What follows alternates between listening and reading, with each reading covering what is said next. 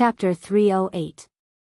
The shouts penetrated the door of the locker room, waking up the team members who were resting with their eyes closed. Everyone was moved and excited, as if there was some kind of passion boiling in their hearts. They looked at each other excitedly. Geezer coughed and said, "It's almost time. I'll arrange the order of appearance. Lu Qing will be the last one to go up today."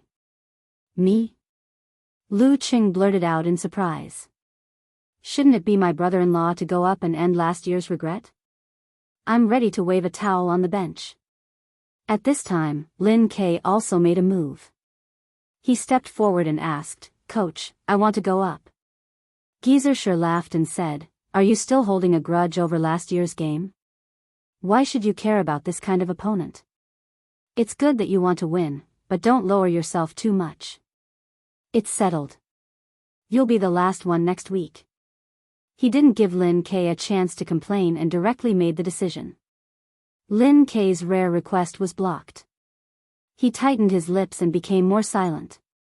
Geezer looked around, took a sip of wine, and said with a smile, "You kids can see for yourselves that little Yen is the one with the best performance during the team training.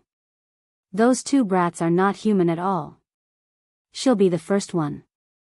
No one will object, right?" Yen Zhika was rarely praised by Coach Shi in such a serious way. She couldn't hide her joy. Her eyes sparkled. She pursed her lips and turned her head, looking to the side and secretly reaching out to pinch Lu Cheng's palm. So happy. Well, Coach Shi's seriousness was only limited to the part where he praised her. Since mastering the internal training method, Yen Zhika had improved rapidly. Her strength was obvious to all. The team members present all shook their heads to show their approval. For this kind of thing, even if they wanted to go against their conscience, they had to consider the reality. Offending Yen Zhika was equivalent to offending Lu Cheng. Of course, they didn't know that offending Yen Zhika was equivalent to offending Lin Quebec. "You're the first one to go up today. Play well and aim to improve yourself. There will be people behind you," Geezer reminded. "Yes, Coach Shi." Yen Zhika closed her legs and straightened her back. She deliberately acted cute in a military posture. The excitement in her heart was obvious on her face. Geezer smiled and shook his head, as if he was thinking of his daughter at this age. He sighed slightly and turned to Li Mao. "Is there any problem with you being the second one?" Li Mao's nervousness had mostly been cured after numerous actual battles. With Lu Qing behind him, he felt even less burdened. He replied loudly, "I'm sorry, but I'm sorry." After deciding on the order of the main force, Geezer casually pointed at the members and said, "Sun Jian, Lin Hua, Kai Zhongming." Since he couldn't meditate, he had fallen behind Yen Zhika and Li Mao. Next year, he might be overtaken by Kai Zhongming. Guo Qing was even more depressed. She felt that her position in the martial arts club was getting more and more awkward. Not only did she not become the main force, but she also failed to be chosen as the substitute. What was more sad was that if it wasn't for the consideration of the old members, she wouldn't even be on the main list. As for He Zi and Wang Dali, the two newcomers were full of curiosity about everything in the locker room. They used their eyes as cameras to record everything they saw. They didn't have any negative feelings. Phew. Kai Zhongming exhaled and whispered, "My preparation was in vain." "What did you prepare?" Lu Qing turned his head curiously and asked. "I prepared a draft of the dialogue time." Kai Zhongming sighed. "What a pity. My fame has to be delayed." Lu Qing squinted at him. "You think too much." While they were teasing each other, Geezer asked Jiang Fuxing to write the list of the main force and the substitute and submit it to the competition supervisor. After waiting for less than a minute, he clapped his hands and said, "Okay, let's go." When they were walking to the door, Lu Qing moved closer to Geezer and asked in a low voice, "Master, there's no difference between me and Lin K in this match. Why do you have to stop him?" This was very puzzling, and Coach Yen was also very confused. Geezer snorted. "Haven't you heard of the saying that the most rigid thing is easy to break? You're polishing Lin K?" Lu Qing asked in realization. Geezer sure smiled. His temper needs to be polished, or he'll break himself in the future. Heh, the key thing will cause too big of a blow, so I have to start with this kind of small thing. Got it. Lu Qing stepped back and returned to Yenjika's side, relaying his master's words. Yenjika listened with mixed feelings. After a few seconds of silence, she sighed. My brother is too tensed up. Creak. The door to the changing room opened, and the warm sound from outside rushed in without any obstruction. It poured into everyone's ears and burned their blood. Songqing University. Songqing University. At this time, the students saw Lu Qing and the others coming out. Their cheers became more and more ferocious, as if they had just finished an outbreak. We're coming. Lu Qing closed his eyes and tilted his head to look at Yenjika.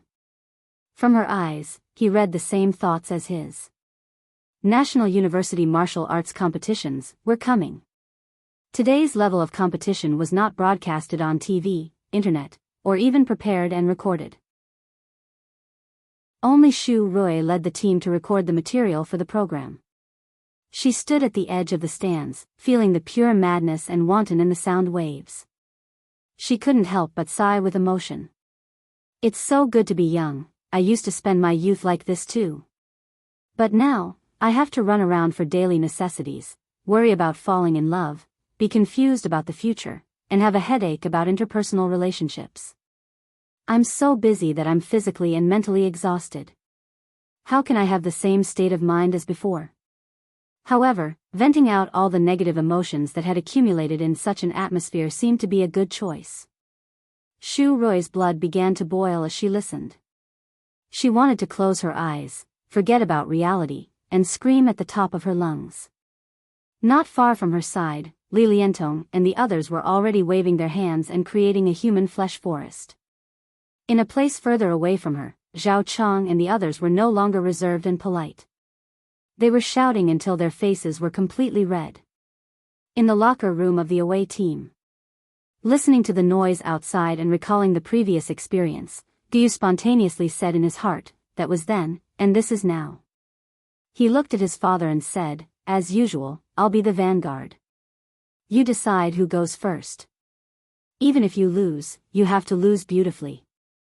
It was obvious that Songqing University would let Lu Qing or Lin Ke be the last one to train the substitutes so that they wouldn't have to worry about fighting them at the beginning. Based on this, according to normal logic, I should let Ji Lan, a sophomore, be the vanguard to fight more matches, accumulate more experience, and contribute to the renewal of the martial arts club. However, I'm a senior and want to graduate with dignity. I want to draw a perfect conclusion to the last match of the martial arts club with victory. Losing 2 matches in a row to Lu Qing or Lin Ke is not a failure. In the ranking event 2 weeks ago, Fei Sanli was defeated by a strong group and failed to qualify. He was in low spirits and did not bother to argue with Gu Yu's arrangement. He glanced at Ji Lan and agreed in a muffled voice. Ji Lan didn't care. She just wanted to broaden her knowledge and gain some experience in fighting with a mighty of Dan stage. They all stood up and walked out of the locker room without the momentum of last year. After the audience shouted the names of the leading players and substitutes, the referee stepped into the ring and made a gesture to both sides. The first match between Songqing University Martial Arts Club and Guannan School. Yenjika versus Gu Yu. Hearing that it was this beautiful student who left a deep impression on everyone, the audience burst into a climax again. Shouts and trumpets intertwined. Gu Yu. Lu Qing didn't show his worry. He looked at Yenjika and said with a smile, "Here comes the challenge." Okay. Yenjika pursed her lips and nodded with a solemn expression. She stood up and high-fived Lu Qing and Lin Ke before walking towards the stands with her head held high. She had tied up her long hair and looked radiant with bright eyes and white teeth. Gu Yu didn't expect the girl to be the vanguard and was stunned. When he came to himself, Yenjika was standing in front of him. The referee raised his right hand and said, "Talk time starts now." According to her profile, she is only in the 2nd year of amateur ranking event, but she didn't attend the amateur ranking event in September. Since she can beat Sun Jian, who is in the first year of amateur ranking event, she must be at least in the first year of amateur ranking event, or even stronger. She looks gentle and delicate, so she must be a well-educated girl. She is definitely not good at quarreling or talking, and is easily affected by words. Gu thought of this and deliberately grinned.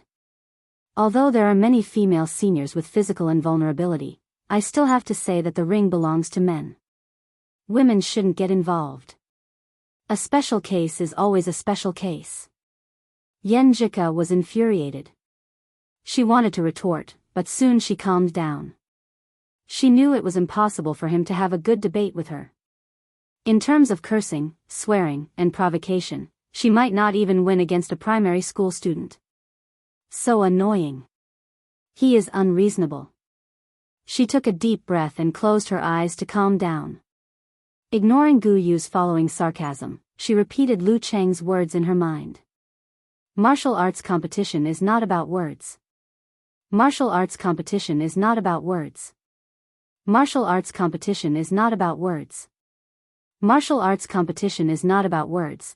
When Gu Yu found that the beautiful girl in front of him was so calm and unaffected, he shut up in time. The 3 minutes were almost over. Yen Jika opened her eyes. Her body was in its best condition. The referee looked at the electronic clock, raised his right hand and swung it down heavily. Begin. The new National University Martial Arts competition started. Chapter 309. As a fighter with a tough fighting style, Gu was confident that he could defeat such a gentle and pretty girl. Therefore, he didn't back down and launched an attack to warn her. His legs suddenly exerted force and his body leaped out like an arrow. In a flash, he put his left hand forward and turned his shoulder to punch with his right arm. Bang! The wind roared, complementing the roar of the king of beasts in Gu Yu's mind. Black Tiger Steel's heart. Facing such a powerful attack, the seemingly weak and slender Yen Jika remained calm. Instead of dodging, she pressed her feet against the ground and channeled her strength to her spine through her ankles, knees, and hips. Then she moved her arms. With a cracking sound, she raised her left arm to block and punched out with her right fist from her chest and abdomen. Strength against strength, strength against strength. The girl's response was out of Gu Yu's expectation, but he was confident and didn't make any changes. Bang! A muffled sound echoed in the air. Yen Jika's body trembled, and her shoulders swung backward as if she couldn't bear the opponent's tremendous strength. Although her steps were light and agile, orderly, her face turned red and her center of gravity swayed unsteadily. Humph! You want to compete with me in strength? When Gu saw the opportunity, he stretched his tall body and transformed into the god of giant spirits. He strode forward and punched fiercely from the top right to the bottom left with his right fist like a giant hammer. He showed no mercy to the fairer sex. This caused the audience to exclaim in unison. Their hearts were in their mouths as they held their breaths. How could a girl of amateur second pin fight against a professional ninth pin fighter? At this moment, Yen Jika suddenly stopped without any warning. Her body kept trembling, and her temples bulged strangely. She braced her legs and lowered her waist into a sitting position, like a wooden figure swinging back and forth. Her right hand clenched into a fist, as if she was moving or blocking the attack. Bang! The sound of collision broke out. Cracks like a spider web appeared at the feet of the two figures. Gu Yu was surprised to find that Yen Jika's punch was not much weaker than his own. Together with her blocking skills, they were evenly matched. How could it be? While he was still in shock, he saw the girl lean back slightly and draw out her left foot with borrowed strength. Bang! Her straight and slender leg tightened and turned into a scalp-numbing whip. It went straight for Gu Yu's knee, making his pupils shrink to the size of needles. Endless brutal blizzard. This also caused the surrounding students' exclamations to come to an abrupt halt. Each and every one of them had an astonished expression. They never thought that the gentle and weak girl would actually be able to fight evenly with the tall and strong muscular man, and even take the initiative to counterattack. In the beginning, Yenjika chose to resist Gu Yu's attack with her feet because she wanted to test her own strength. Of course, she only dared to do so because she was quite confident. Lu Qing was sure that her physical quality was close to professional ninth pin. After a punch, she finally determined her own condition. Her strength was not as good as Gu Yu's, but it was not so bad that she could not make up for it. She could steadily block his attack by taking a step back. The reason why she took a few steps back was that she had used the yin-yang twist, which she had improved by leaps and bounds in the past few months. She borrowed her opponent's strength to fill the gap between them and found the opportunity to use the 24 blizzard strikes. And once the blizzard arrived, the more they fought, the stronger and fiercer it became. Gu Yu didn't have time to think. Facing the whipping kick with explosive airflow, he could only tighten his thighs and twist his hips to resist. Bang! Yenjika spread her legs. In her mind, she thought of the continuous blizzard. Her toes touched the ground quickly, her spine straightened, her body leaned forward, and her right arm pulled back like a bow shooting a tiger. Bang! Her fist swung out violently like a drill bit. Gu Yu was deeply impressed by Lin Kei's 24 blizzard strikes. He knew that he couldn't let his opponent accumulate momentum and become crazier. He had to interrupt her or he would be in great danger. His arm muscles bulged and he swung his waist and back, lashing out at her fist like a whip. He wanted to withdraw immediately to prevent his opponent from borrowing too much strength. Bang! Just as the single whip hit his right fist, Gu Yu quickly retracted his arm and tried to change his position to disrupt the girl's brutal blizzard. But Yenjika's body trembled again. Her right arm mechanically swung backward like a lever and raised the other side to attack. Bang! She shook her left arm and turned it into a big spear. With a crisp sound, she pointed it at Gu Yu's throat. The whistling wind and falling blizzard didn't stop at all. The more they fought, the stronger they became, leaving no chance for her opponent to dodge. The combination of yin-yang twist and 24 blizzard strikes. How could this work? How could she borrow strength to attack? Gu Yu's scalp tingled and he was inexplicably frightened. He didn't dare to look down on the gentle and delicate girl in front of him anymore. He braced himself and swung his left fist with explosive strength. He couldn't go on like this. After 2 or 3 moves, she would be able to suppress him in terms of strength and momentum. All resistance would be eliminated in the vast blizzard. He had to use his trump card to fight back. Last year, he was defeated by Lin Quebec. The memory of the 24 blizzard strikes was still fresh in his mind. He had been thinking hard about how to solve the problem if he accidentally fell into a disadvantageous position. Apart from using temporary explosive moves or the deafening sound skill to stop the fight, there was another way, which was to catch the opponent's arm and break their connection.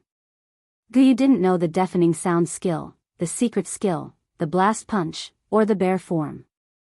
He was good at catching, which he had used to defeat Lin Quebec. Therefore, he worked hard in this aspect and felt that he wouldn't be at a loss if he was in the same predicament again. Now was the time. With a dignified expression, he hit the air with his left elbow and blocked Yenjika's attack from the side with his fist. Then, with a bang, he used the abrupt force and clasped the girl's forearm with 5 fingers. So what if you're at the initial level of meditation? I can also conceal spirit and chi, and my listening skill is not much worse than yours. Oh no. Concerned shouts came from both sides of the stands. Lu Qing crossed his arms and stood in front of the seats without anyone noticing. Gu Yu was overjoyed. He was about to shake all the joints in his body to tear his opponent apart when Yenjika suddenly took a deep breath. Her temples bulged and the skin on her left arm tightened. Her skin tightened, expanded, and bounced. Gu Yu's 5 fingers couldn't exert force and slipped to the side temporarily. The girl seized the opportunity and shook her forearm to break free from his grasp and grabbed his wrist instead. Yenjika had been waiting for this opportunity for a long time. As a girl who liked to make plans, how could she not be prepared for encountering Gu Yu? She knew that with her current physical condition, it was almost impossible for her to finish a round of 24 blizzard strikes with the help of the yin-yang twist. Just like her cousin Lin K last year, he could only finish a round of 24 blizzard strikes. If she were to fight Guyu head-on like this, she might not be able to hold on in the end. Therefore, she used the yin-yang twist mixed with the 24 blizzard strikes to scare Guyu. She took advantage of the fact that he didn't know her well and was eager to get out of the predicament and induced him to use his best catching skill. The Ji family had its own way of catching. Lin K had used it to deal with Lu Qing before. In the time it took for a spark to fly off a piece of flint, victory and defeat were reversed. The spectators were dumbfounded as they shouted in silence. Guyu's 5 fingers clasped together. Guyu was frightened. His arms suddenly went soft and then tightened and shook. Yenjika heard his movements. She pressed and pushed with her left hand as if she was doing Tai Chi, perfectly neutralizing his struggle. Then, she lifted her waist and kicked out her right leg, forcing Guyu to raise his leg to meet it. Bam! Pulling back his legs, Yenjika took advantage of the force to open his joints. His body shook, and the 5 fingers of his left hand pulled fiercely, like a tiger biting its prey. Ah! Guyu screamed in pain. His arm muscles were twisted and his bones were dislocated. While he was screaming, Yenjika pulled back her left arm and turned her body sideways. She visualized the scene of snow collapsing and crashed into him fiercely. The mighty mega avalanche. Bam! Her fatal hit was blocked by the referee. Guyu's facial muscles twitched and he grimaced in pain. First round, Yenjika wins. The referee raised his right hand. I lost. I actually lost. I actually lost to a woman who is obviously not as good as me. Guyu forgot about his pain and stood there in a daze. Is this the end of my 4-year martial arts career in university? Yenjika was overjoyed. She turned around and waved her right fist at the home team seat. I won. I won. Cheng, I defeated a strong professional 9th pin fighter. Lu Qing smiled and clenched his fist. He echoed her words with some inexplicable feelings in his heart. Since the beginning of their relationship, he had gradually taken over Ku's training and learning from each other. It could be said that he had guided her growth step by step. Now, seeing that she had the strength to enter the 9th pin and had defeated a strong enemy that he had never dared to imagine, he was both satisfied and amazed. Ku had unknowingly become stronger. What the hell are you thinking about? Kai Zongming stood beside Lu Qing and asked curiously. How do I put it? Lu Qing gave an analogy. Seeing Ku defeat Guyu is like seeing my daughter grow up day by day. Do you understand? This feeling? Kai Zongming thought for a while and squinted at him. He spat out 2 words, pervert. F***ck, a pervert is a pervert. Lu Qing was almost amused by him. At this time, Jilan walked quickly to the ring under the signal of the referee and the chorus of Yenjika from the audience. Seeing this, Lu Qing took a step back and came to Lin K's side. Just wait and see. I may not have a chance to fight. Maybe Ku and Senior Li Mao will finish them all. There is no need to worry about such a strong opponent. He comforted his brother-in-law. He didn't say any great principles but only facts. In his mind, his brother-in-law was a capricious guy who said, I understand all the principles you say, but I just don't listen. Lin K nodded imperceptibly, and his expression was less tense. I thought you'd open your mouth and say a few words. Lu Qing was delighted at his little fairy's victory and was in a good mood. Lin K glanced at him and said calmly, I don't want to do crosstalk. What? Lu Qing was confused. Kai Zongming beside him said thoughtfully, I feel that he is mocking both of us.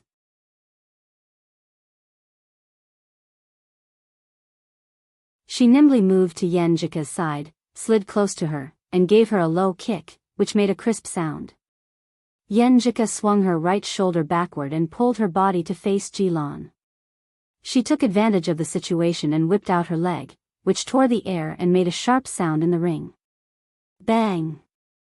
When the 2 legs collided, Yenjika quickly swung her right leg back and used the momentum to punch Jilan's abdomen. Ji-lan knew how terrible the 24 blizzard strikes was. Once they collided, she immediately used the momentum to retreat. Her footwork was light and coordinated, leaving no chance for her opponent to follow up. Seeing this, Yenjika arched her feet and rushed forward silently, quickly chasing after her opponent. One of them retreated, and the other advanced. The distance between them narrowed quickly, as if they were dancing. During this process, Ji-lan changed her direction several times, but she was not as agile as Yenjika, who had begun to control her center of gravity. She could not get rid of her opponent and was about to be attacked. At this moment, she suddenly stopped, which made Yenjika unable to stop in time. Yenjika took a step forward, and the distance between them was less than an arm's length. With a bang, Ji-lan raised her right leg high and kicked her opponent's chin as fast as lightning. Her movement was like the kind of movement in dance where one would raise one's leg and press it against one's shoulder to stretch the ligaments. But such a fierce and fast force would hurt the body and make it unstable if one's ligaments, fascia, and muscles had not been trained to a certain level. This kick came suddenly and without warning, like an assassin's attack. Yenjika's back was covered in cold sweat, and she realized that she had been careless. In a split second, she used her waist as a fulcrum and leaned back, trying to avoid this dangerous kick.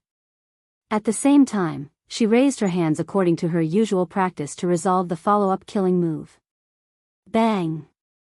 The shadow of the kick flashed in front of Yenjika's eyes, and the sound of the wind hit her face.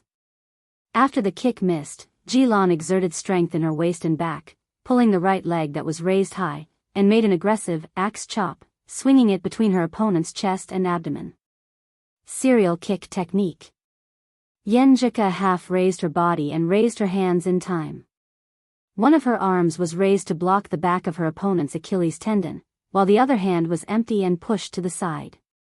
As soon as the two sides touched, she lowered her arms to reduce the force. Together with the push from the side, she barely blocked the axe kick. Just when the spectators were relieved, Ji-lan took advantage of Yenjika's block and leaped into the air.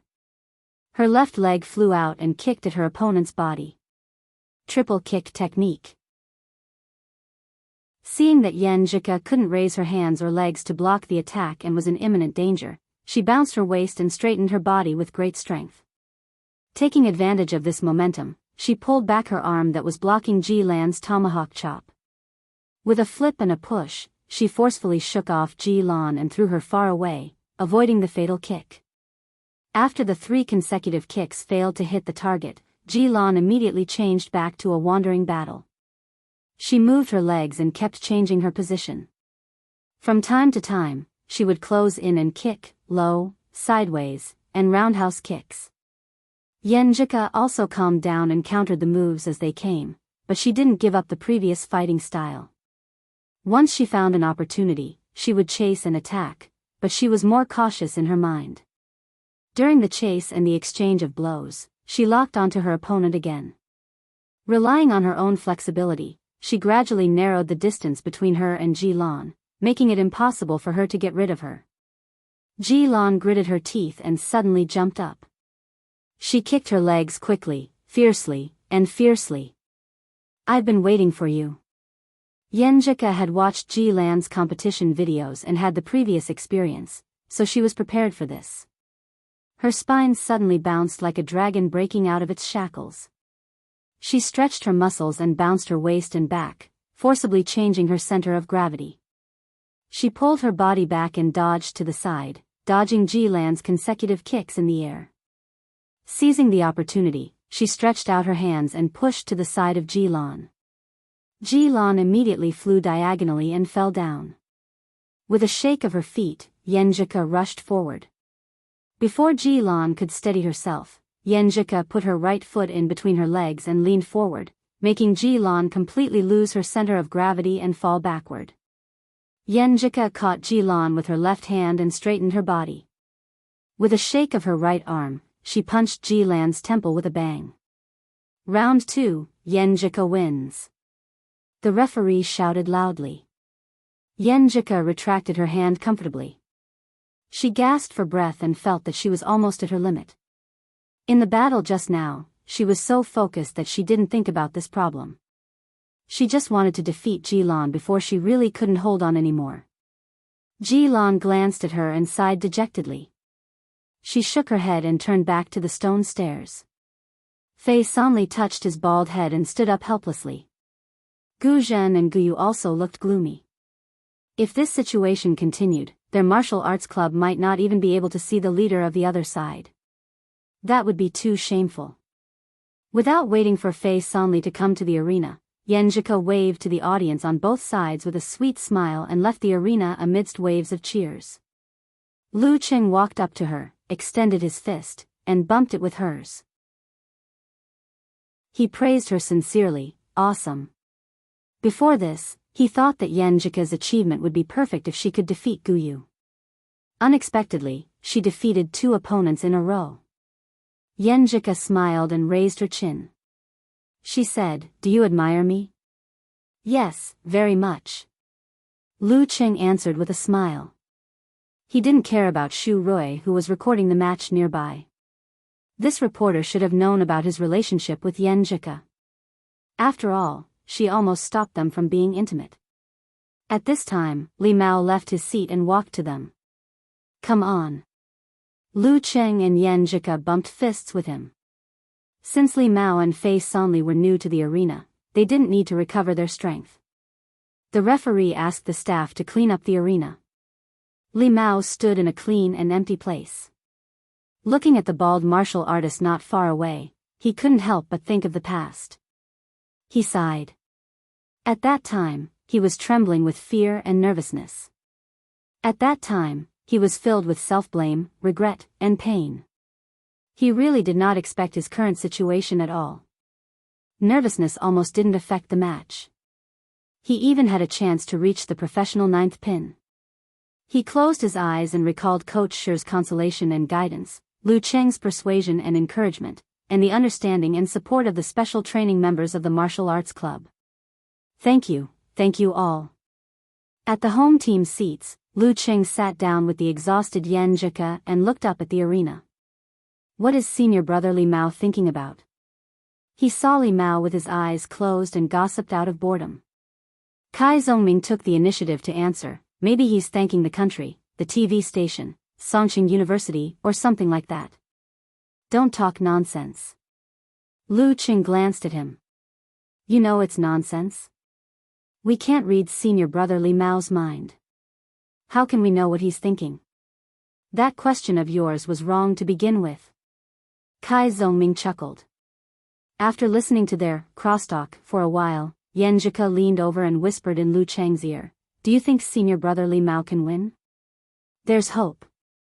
Although senior brother Li Mao has only started the internal training method for a month and is still at the level of a strong amateur first class, and Fei Sanli is almost at the level of a professional 9th class fighter. But he participated in the ranking event and fought a few days of high-intensity matches, so he won't be in good condition. Let's say 60-40. Senior brother Li Mao, 40-40. Lu Qing analyzed. It sounds like you want senior brother Li Mao to lose. Yenjika opened her eyes and said with a smile. If he loses, I'll have a chance to fight. Lu Qing said with a smile. Yenjika pursed her lips and looked at him from the corner of her eyes. She said with a smile, "Is it interesting for you to bully a potential professional 9th class fighter after a hard fight?" Lu Qing thought for a while and sighed while covering his face. It's not interesting. Chapter 311. When the ring was cleaned, the referee let Li Mao and Fei Sanli get closer to each other. Then he raised his right hand and announced the start of the match. Li Mao had succeeded in meditating for several months now. He no longer had a superficial understanding of the 24 blizzard strikes. He was ready in both form and spirit. Therefore, he took the initiative to step forward, trying to seize the opportunity to attack and find an opportunity to use his moves. At this moment, his body was slightly trembling with a little bit of nervousness. But this was not the abnormal behavior that affected his judgment.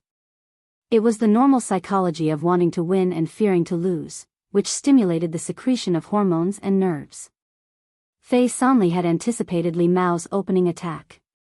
He didn't play guerrilla warfare or avoid the sharp edge of the 24 blizzard strikes. He lowered his head and bulged his muscles. He turned into a bison and rushed to meet Li Mao's attack. His bald head reflected the light in the room, creating a bit of ferociousness. When the two were about to collide, Fei Sanli suddenly turned sideways, raised his left arm, and waved his elbow to hit Li Mao's chest. Li Mao was not in a hurry. He visualized the mega avalanche and raised his arms, one supporting and the other pushing. He firmly blocked Li Mao's elbow attack and took advantage of the momentum to tighten his waist and back, ready to counterattack with his leg. But Fei Sanli was not easy to deal with. He followed Li Mao closely. With the help of the collision, he swung his waist and waved his right fist toward Li Mao's face, aiming at the bridge of his nose and the space between his eyebrows. Li Mao straightened his spine and channeled his strength to shoot out his left arm to block in front of his face, firmly protecting himself. Bang! The punch made a muffled sound and stirred up the wind. At this distance, Li Mao's eyes were the first to be affected. He subconsciously became weak to avoid the wind blowing in and irritating his eyes. This was the effect Fei Sanli wanted to achieve. While Li Mao's line of sight was blocked, he used his left elbow as a fulcrum to fling out his forearm. He spread his 5 fingers and fiercely and quickly slapped Li Mao's throat. Originally, he could have used this move from the very beginning, but he patiently waited until the enemy's eyes were blown by the wind, then he leisurely used it. For a moment, Li Mao couldn't see clearly and lost confidence in his judgment. He couldn't help but feel a little scared. He didn't dare to take the blow head-on. He exerted strength in his legs and jumped back a big step. He quickly adjusted his muscles in an attempt to control his center of gravity in the shortest time possible. How could Fei Sanli let go of this opportunity? Since his attack missed, he quickly closed in on his opponent. Then, with a burst of strength from his shoulders, he turned his palms into knives and chopped down from both sides. Li Mao had just steadied himself and opened his eyes again. He didn't have time to dodge, so he could only shake his arms and swing them out to meet the enemy's palm blade. During the exchange of blows, Fei Sanli's palm blade changed from a chop to a press. He pulled his waist, thighs, and pulled out his left foot, straight between his opponent's legs. Pa! His left leg tightened into a whip, tearing the air along the way, making Li Mao's hair stand on end. He suddenly turned his waist, the lower half of his body diagonally facing the enemy. Then, he lifted his right leg and bent his knee for a short strike. This series of attacks caused him to be a little flustered and frightened. Fortunately, he did not lose his composure and was unable to respond in time. Bang! In the muffled sound, Li Mao borrowed strength and kicked his right foot down. He was about to lean forward and punch to counterattack with the momentum of brutal blizzard. However, when Fei Sanli saw that he could not succeed, he sensibly dodged and circled behind Li Mao, not giving him a chance to counterattack. Seeing this, Li Mao restrained his impetuous feeling and calmed down. He adjusted his position and countered the attacks as they came, but at the same time, he did not forget to look for opportunities to create a situation suitable for himself. Pa pa pa. Bang bang bang. The two sometimes fought hand to hand and sometimes separated. Fei Sanli was shrewd and sleek, firmly controlling the rhythm and not letting Li Mao use 24 blizzard strikes more than twice. They fought fiercely for several minutes, which made the students feel satisfied. From time to time, they blew their trumpets and banged their inflatable hammers, as if they were here to celebrate a festival. Li Mao thought that Fei Sanli had only played a few matches of professional ninth pin and had only recovered for less than a week, so he did not rush to attack. He fought in a well-behaved manner, waiting for an opportunity to come. While they were fighting, he suddenly saw the bald man's knees soften and his sliding steps stagnate. Opportunity. Li Mao was refreshed. He took a big step forward, exerted strength under his feet, spread his right arm, and blasted a blast punch forward. Fei Sanli quickly lowered his center of gravity and raised his arms to block. Bang! Li Mao's right fist failed to break the opponent's stance and bounced back. But in his mind, he had already visualized the scene of a blizzard. He slightly changed his posture, adjusted his muscles, and used the force to shake out his left arm. He stabbed at the enemy's throat like a big gun. Fei Sanli's eyes did not move, but his other hand clenched into a fist and punched back the blow. The brutal blizzard did not stop once it started. Li Mao took advantage of the situation and kicked with a whistling sound. But right at this moment, his thighs suddenly felt sore and weak. His strength paused, and he almost fell down. Fei Sanli smiled and leaned forward. He stretched out his right hand, opened his 5 fingers, and pinched Li Mao's neck. Humph, who doesn't know that 24 blizzard strikes is a test of endurance?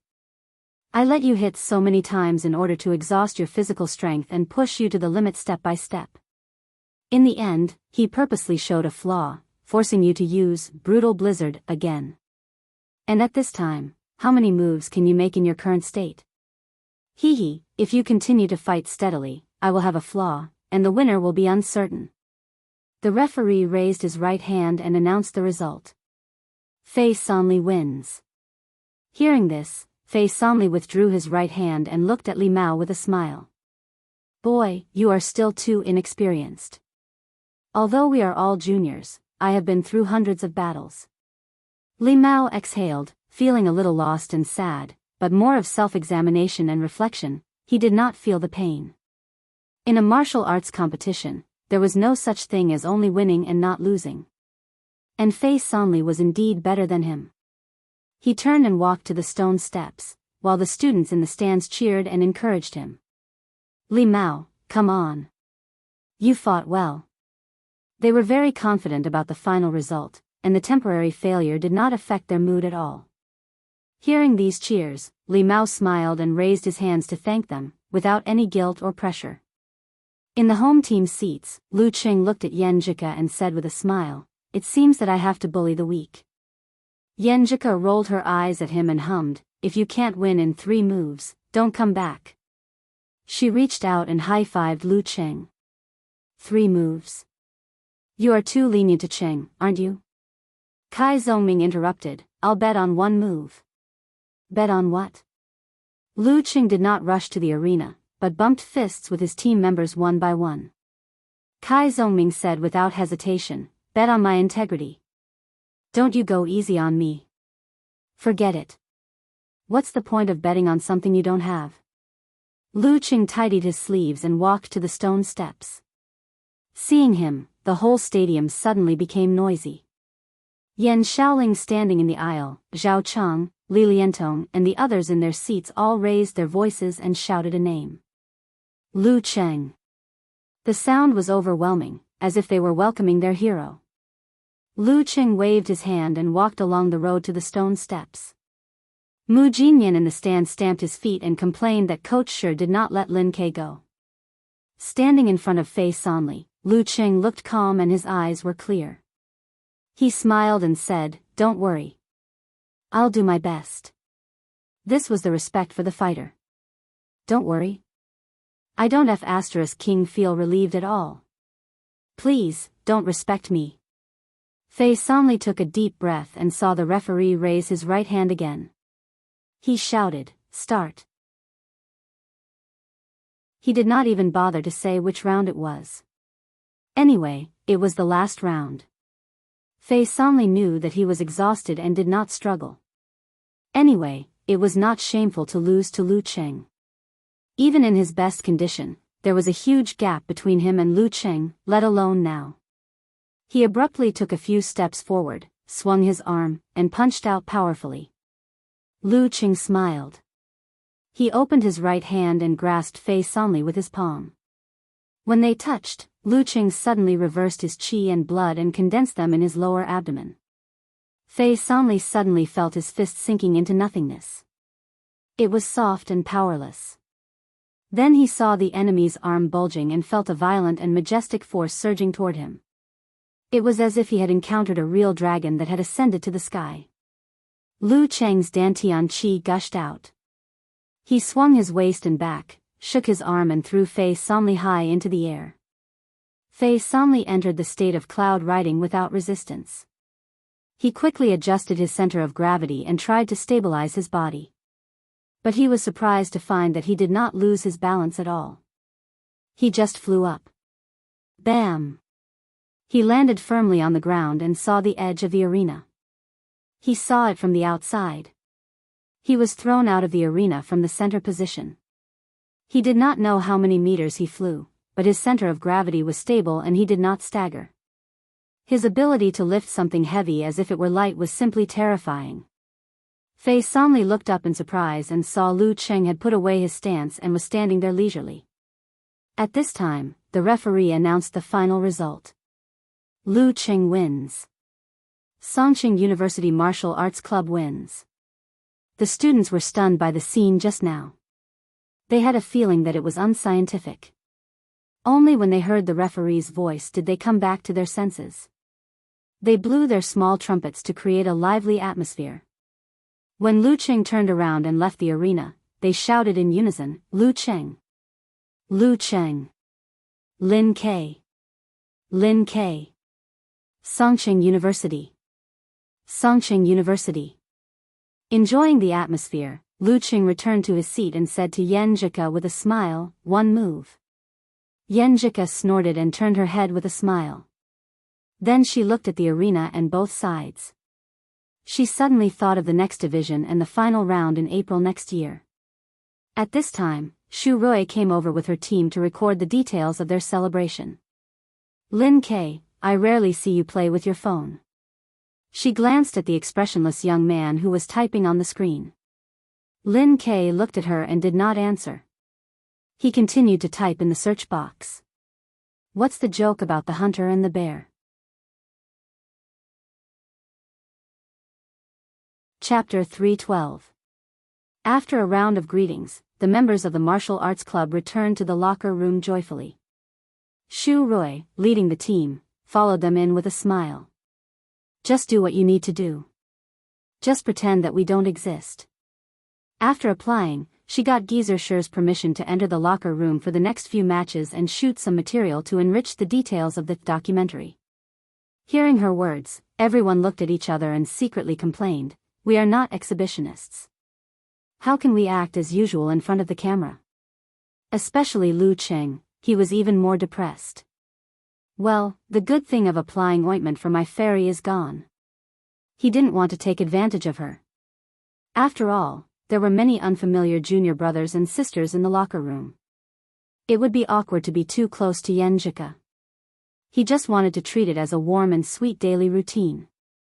However, a group of uninvited guests came and he had to do his own thing. Yan Zhika looked at him subconsciously and seemed to notice something. She rolled her eyes, bit her lips, turned her head, and said in a low voice, "I'm in a good mood. Let's go for a walk tonight." Did Ka misunderstand something? Well, it's a good misunderstanding. A smile appeared on Lu Cheng's face as he agreed. Okay. The moon was bright and the stars were sparse. The wind by the lake was cool. Yan Zhika put on her boyfriend's coat and held his forearm. She walked slowly on the path with faint sounds of water. She raised her head slightly and said with excitement and longing, "Cheng, what do you think we can do in this martial arts competition?"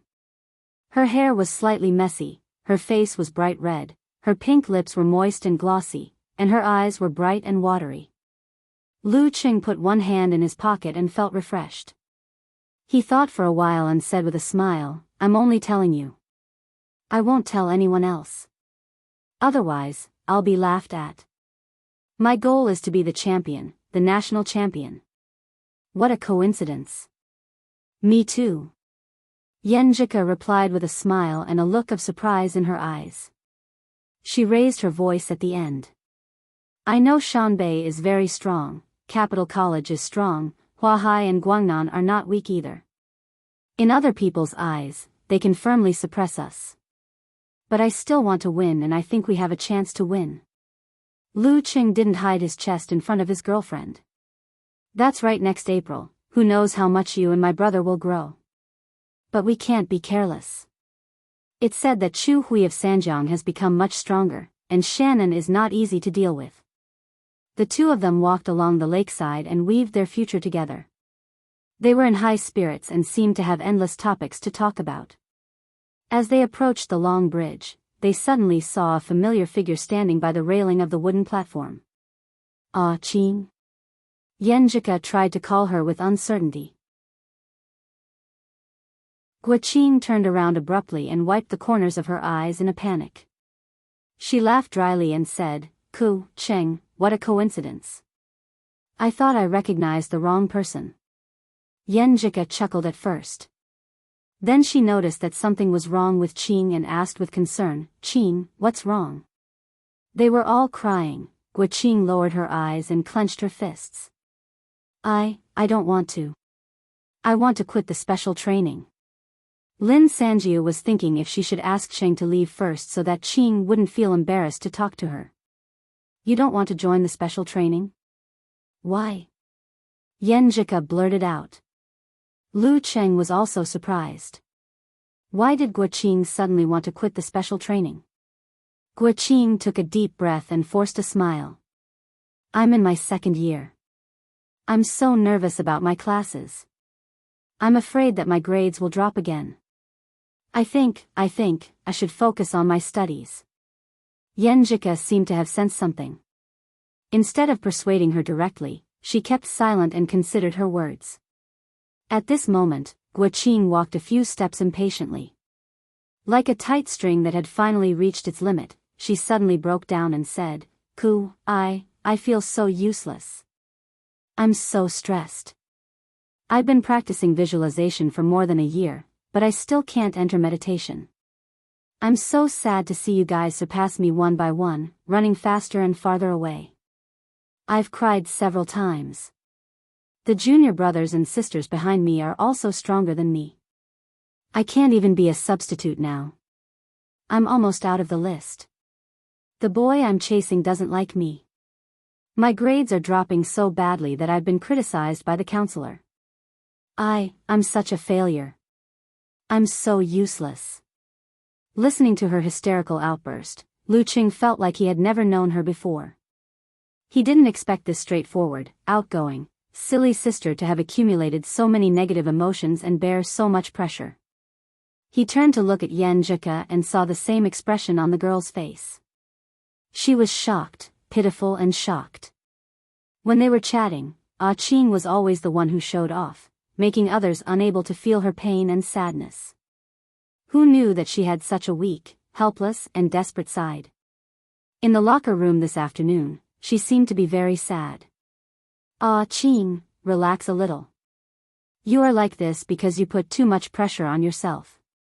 Well, if you want to withdraw from the special training, then withdraw temporarily. When the time comes, relax and forget about the pressure. Maybe you will succeed one day. We will always welcome you back. You will always be a member of our martial arts club." Yenjika bit her lower lip and said in a soft voice. She comforted her in a way that didn't irritate her and made some suggestions. Guaqing wiped her face with tears in her eyes and said with a bitter smile, "Ku, you don't need to comfort me. I've vented and I feel much better. I finally understand that people are different. Maybe I'm not talented enough to walk this path. Anyway, I'm in my third year of the amateur career now, so I have more assurance in finding a job. I'll still come to the martial arts class twice a week, but I have to pay more attention to my studies." She sniffed and continued, "I won't be in the special training team anymore, but I'll cheer for you in the stands. I'll be proud of your grades." Guaqing became more and more confused. Finally, she stopped talking and pointed to the bridge. "I'll go back first. If I didn't have hope, I wouldn't be so sad now. If I'd been like Sister Xiaowen and the others from the beginning and just wanted to get the amateur certificate, I'd definitely stay in the special training team." "Ku, Cheng, everyone, I'm sorry, I'm a deserter." Lu Cheng and Yenjika had no experience in this kind of situation, so they didn't know how to persuade her. They could only watch Guaqing leave in a hurry. Lu Cheng turned his head to look at Yenjika with mixed feelings. He found that Yenjika also looked gloomy. She had been pursing her lips and was very depressed. He hugged the girl and comforted her. "Ku, don't be sad. Didn't you say that there are two kinds of friends? One is the kind that you can be friends with for a lifetime, and the other is the crossing line. After a certain period of time, you'll gradually drift apart. Like other people in Guoqing's dormitory, he still chatted with Chang, old Xiu, and model worker from time to time, but he was completely unfamiliar with their faces. Although this was the first and possibly the last dormitory in his college career. Yenjika buried her face in his shoulder and hit him lightly. She said in a muffled voice, "Don't talk.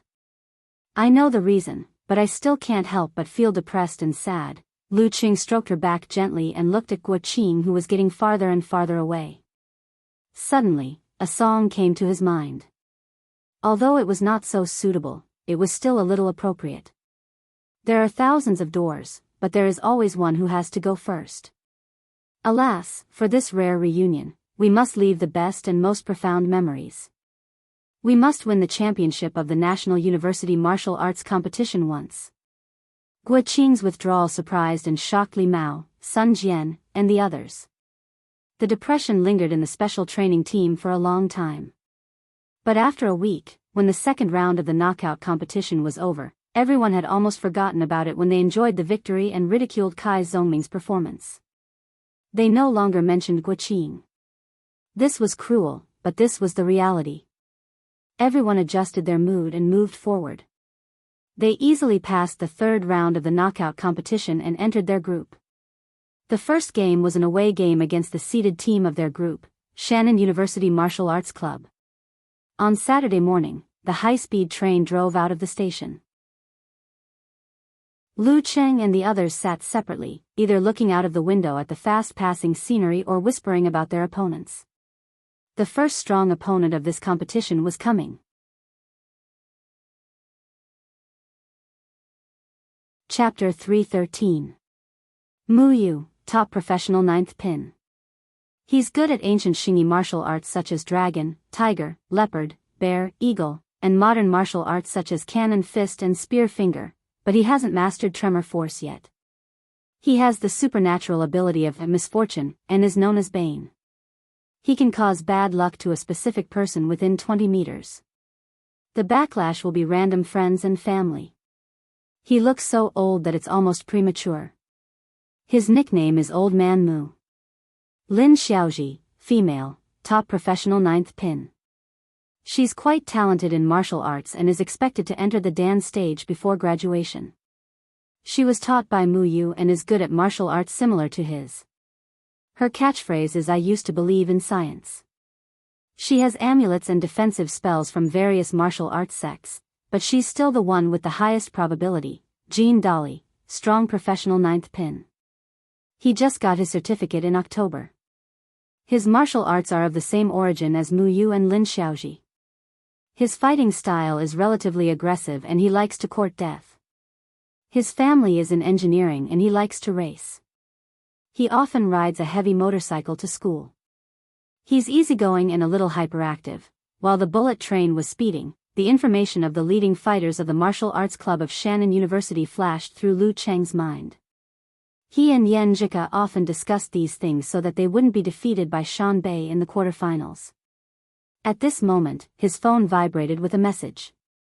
Lu Cheng picked it up and found it was a message from Mo Jingting, his martial niece. "Oh, intersection. Oh, young martial uncle, I'm going to hold a concert in Songqing next week. As the host and elder, why don't you entertain me? I've also prepared some VIP tickets for you. You can give them to your friends." Acting cute on purpose. Lu Cheng complained and directly handed the phone to Yan Zheka, who was leaning against him. "I used to want to buy tickets and go to her concert with you. But now I feel like I've been disillusioned." Going to a concert was one of the options for dating. Yan Zheka was not in good spirits and her lips were a little pale. She took the phone and smiled. "Why don't you go? Let's go together." "Ah." Lu Cheng didn't expect Ku to have such an attitude and didn't know how to react. What kind of script is this? It's better to face this kind of thing openly. After all, she's your martial niece. It's impossible that you won't interact with her forever. Let's go entertain her together. After listening to the concert, she'll know what to do. Yenjika tilted her head and glanced at Lu Cheng with a smile. She knows that her current attitude will only annoy you, right? Yes. Coach Yen is right. He thought for a moment and added, I'm just worried that she'll find out about your background and spread the news to Shushan study and your grandpa and grandma. Yenjika rolled her eyes and said, if she had found out about it in private, she might have spread the news. But if we meet her openly, she won't say anything. Her purpose is to please you, not to offend you. Unless she really likes you. Being glanced at by her with a smile that was not a smile, Lu Cheng hurriedly said, how is that possible? Someone like her who works in the entertainment industry has long since stopped liking such things. He took the phone and replied to the message. If you have time to go out of school, my girlfriend and I would like to invite you to try out the specialty of Songcheng. A few minutes later, Mo Jingting sent a message. Okay. I'm looking forward to it. Tell her for me. How should I call her? Anyway, say thank you. Yenjika leaned on Lu Cheng's shoulder and read the message with a smile. She raised her chin slightly and said, see, isn't the tone a little different? No more emojis. Lu Cheng nodded and then asked in a low voice, does your stomach feel better? Yenjika was in the middle of her period and couldn't fight in this match. She was a little disappointed, but Lu Cheng was happy to see it. If she fought with Mu Yu, who knew what strange things would happen? There was once a male fighter whose crotch tore itself when fighting with him. A gentleman should be magnanimous, damn it, please don't do anything bad, or it will be a black mark for the rest of my life. Lu Cheng thought with fear. Much better. I felt better before we left. Your ginger tea is very comfortable. Yenjika played with her boyfriend's fingers and looked at the desolate early winter scenery outside. When it was almost noon, the high-speed train arrived at the station. The members of the martial arts club gathered in front of the gate. This time, they didn't have a car to pick them up like in the preliminaries.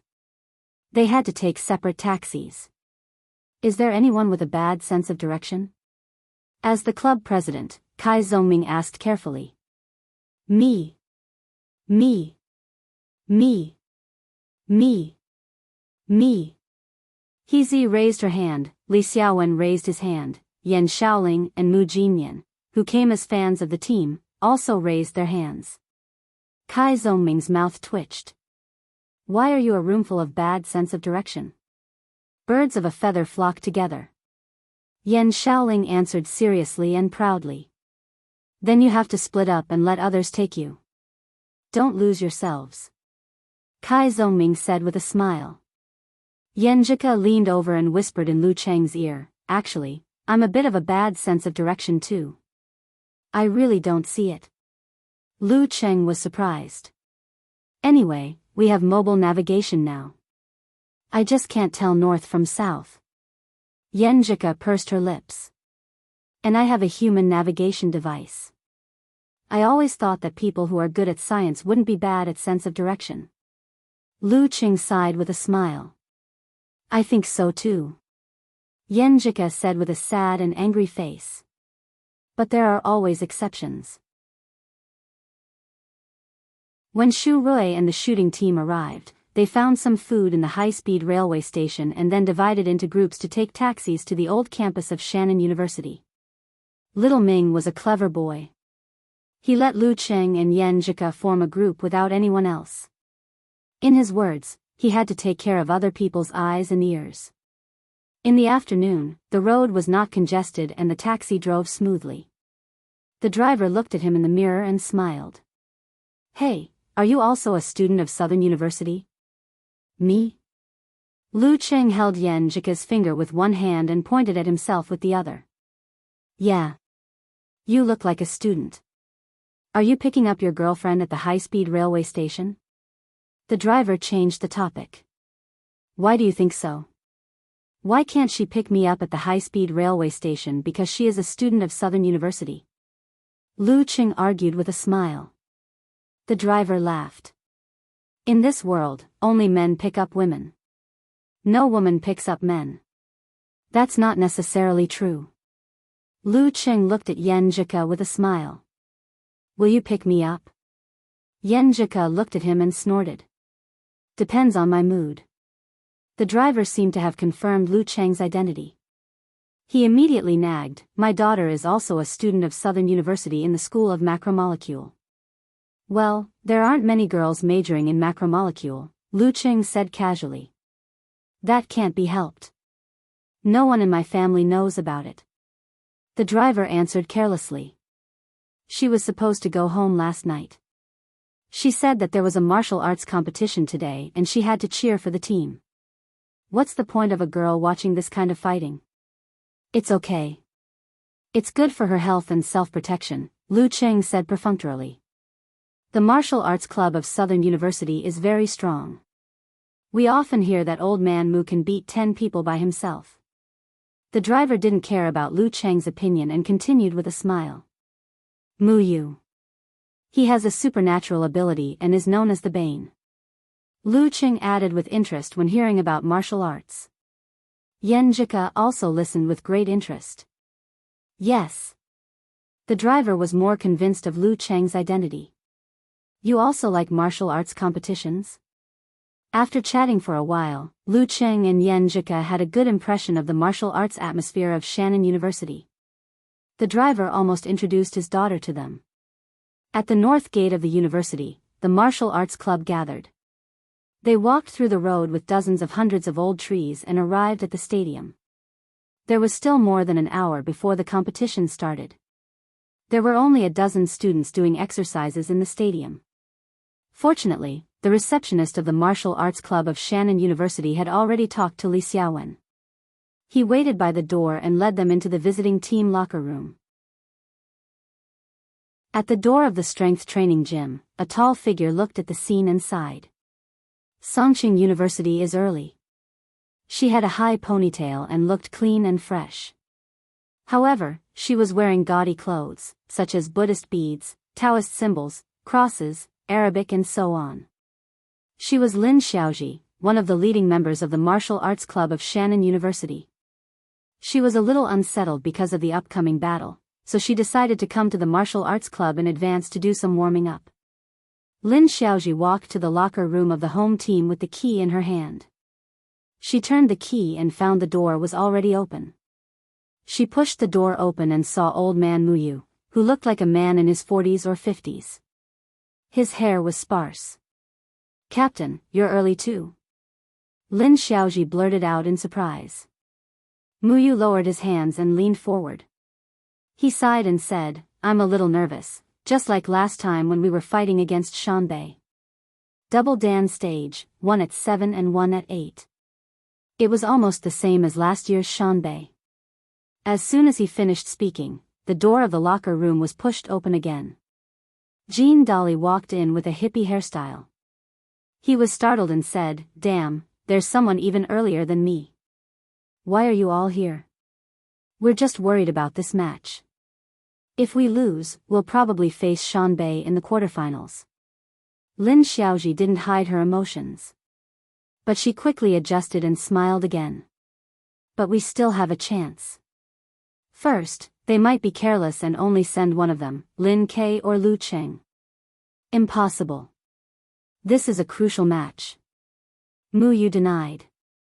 Second, they're still training their substitutes. The first one to fight will definitely not be Lu Cheng or Lin Quebec. And they're probably worried about your supernatural ability, so they'll send Lu Cheng, who has insane stamina, to hold the line. In this way, as long as Xiao Jin and I can finish off their first fighter quickly, we can take turns to fight Lin Quebec. Although we're not as good as him and Lu Cheng in the first half of the year, we can still consume a lot of his stamina, which is his weakness. Lin Xiaoji spoke with assurance. At that time, when facing him who's close to his limit, your supernatural ability will be very effective. You won't consume too much of your stamina, so there's hope for you to fight Lu Cheng. I used to believe in science, but now I believe in metaphysics even more. She ended with a witty remark. But the substitutes of Songqing University have all grown up.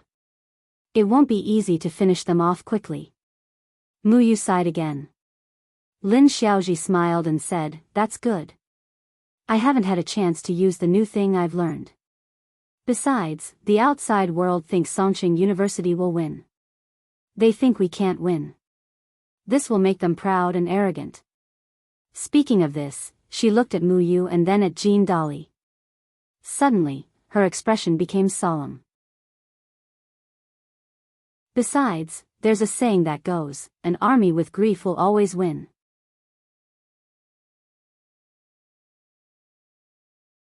Chapter 3:14.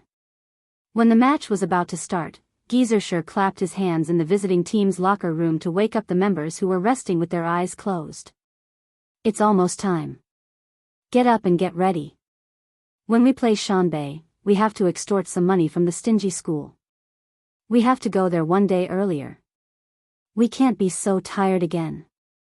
The martial arts club still had some funds left, but it was rare to ask for money openly.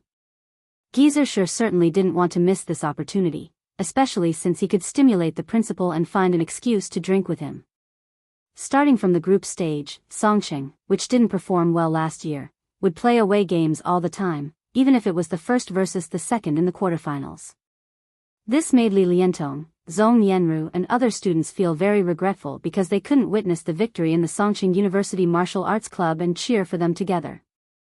Lu Cheng and Yan Zhika were full of motivation when they chatted in secret. They wanted to fight for more home games next year. Coach Shi, I'm afraid the school will give us money to stay in the guest house. Kai Zhongming moved his body and talked nonsense. How dare they? Geyser scolded with a smile. Are they trying to dismiss a beggar? Either they don't give us money, or they should be more straightforward. Speaking of this, Li Xiaowen opened the door and smiled gently. Coach Shi, the supervisor is asking for the match list. Isn't it simple? Geyser looked around at Lu Cheng and the others. We can't fail at such an easy task, right? Lu Cheng and Lin Ke will play together today. Hearing this, Lu Cheng couldn't help but look at Lin Ke, only to see his brother-in-law was also looking at him. When their eyes met, they felt the eagerness of each other. This was the first time that the two leading members of the martial arts club would play together this semester. Lu Cheng and Yan Zhika looked at each other and smiled. They had a tacit understanding. They had been sure of this for a long time. Li Mao, Lin Hua, and the other members were relieved and became more certain. They were afraid that Coach Shi would be so capricious that he had to train the substitutes at this time and only send one leading member. But Geyser suddenly changed the topic. Shannon is not that great of an opponent. We still need to accumulate actual combat experience as much as possible. In this case, Brat, you'll be the last. Otherwise, it'll be boring for others to just watch. His words made the crowd burst into laughter. They were all deeply impressed by Lu Cheng's abnormal physical strength. Yes, master. Lu Cheng smiled and answered in a light tone. Now that he had formally become Geyser's disciple, he could openly call him Geyser. As for the other one, we'll follow the principle of taking turns to fight. Sun Jian, you'll take the lead. Without hesitation, Shi Jiangwo casually chose the most senior member of the martial arts club. With Lin Ke and Lu Cheng behind him, Sun Jian had no qualms about being the vanguard. This time, I'm not afraid of not having a chance to go on stage. Puff. Lu Cheng couldn't help but laugh as he turned his head. This was the joke everyone used to make fun of senior brother Sun Jian during the preliminaries in the first half of the year. He actually still remembered it. Yan Zhika also covered her mouth and giggled. She winked at her boyfriend, hinting that this was all his fault. She was in high spirits because even if she was in good condition, it seemed that she would not have the chance to compete today. Beside them, Li Xiaowen quickly recorded the list and order of the main force. Sun Jian, Lin Ke, Lu Cheng. When the laughter stopped, Geyser waved his hand carelessly. The substitutes will follow the old rules. Li Mao, Kai Zhongming, Lin Hua. After the announcement, he looked at He Zi and Wang Dali. You may not have a chance to fight in the next 2 semesters.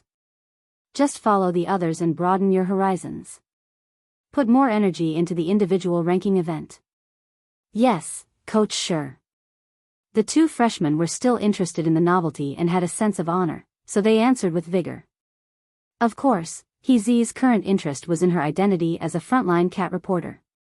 After the main force and the substitutes were confirmed, Li Xiaowen turned around and walked out to submit the list.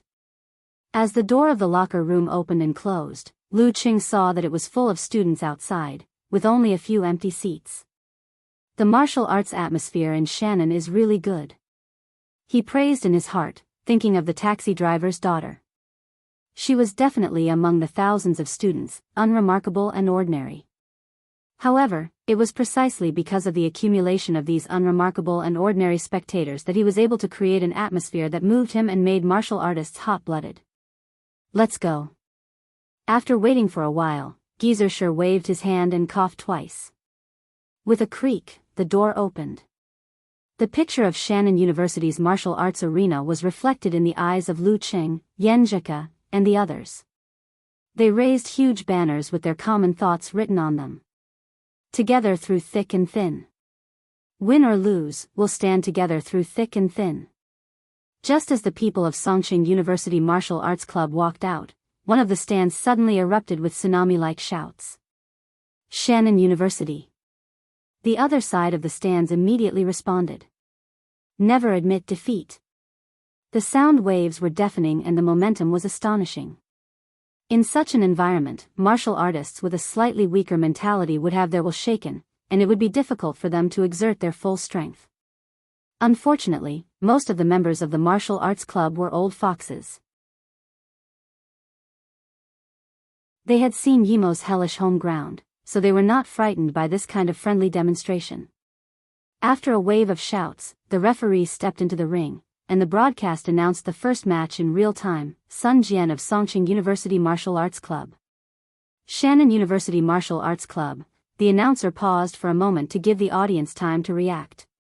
Then he shouted at the top of his voice, Lin Xiaoji.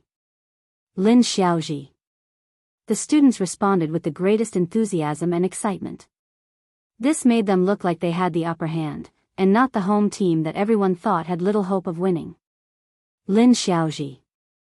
Lu Qing murmured thoughtfully. In his and Ke's opinion, apart from supernatural ability, Lin Xiaoji was probably stronger than Mu Yu in terms of martial arts. There was a great chance that she would enter the Dan stage next year. I always feel that senior brother's son's luck is not very good. Yan Zhika whispered in his ear, pursing her lips and laughing. You can't say that.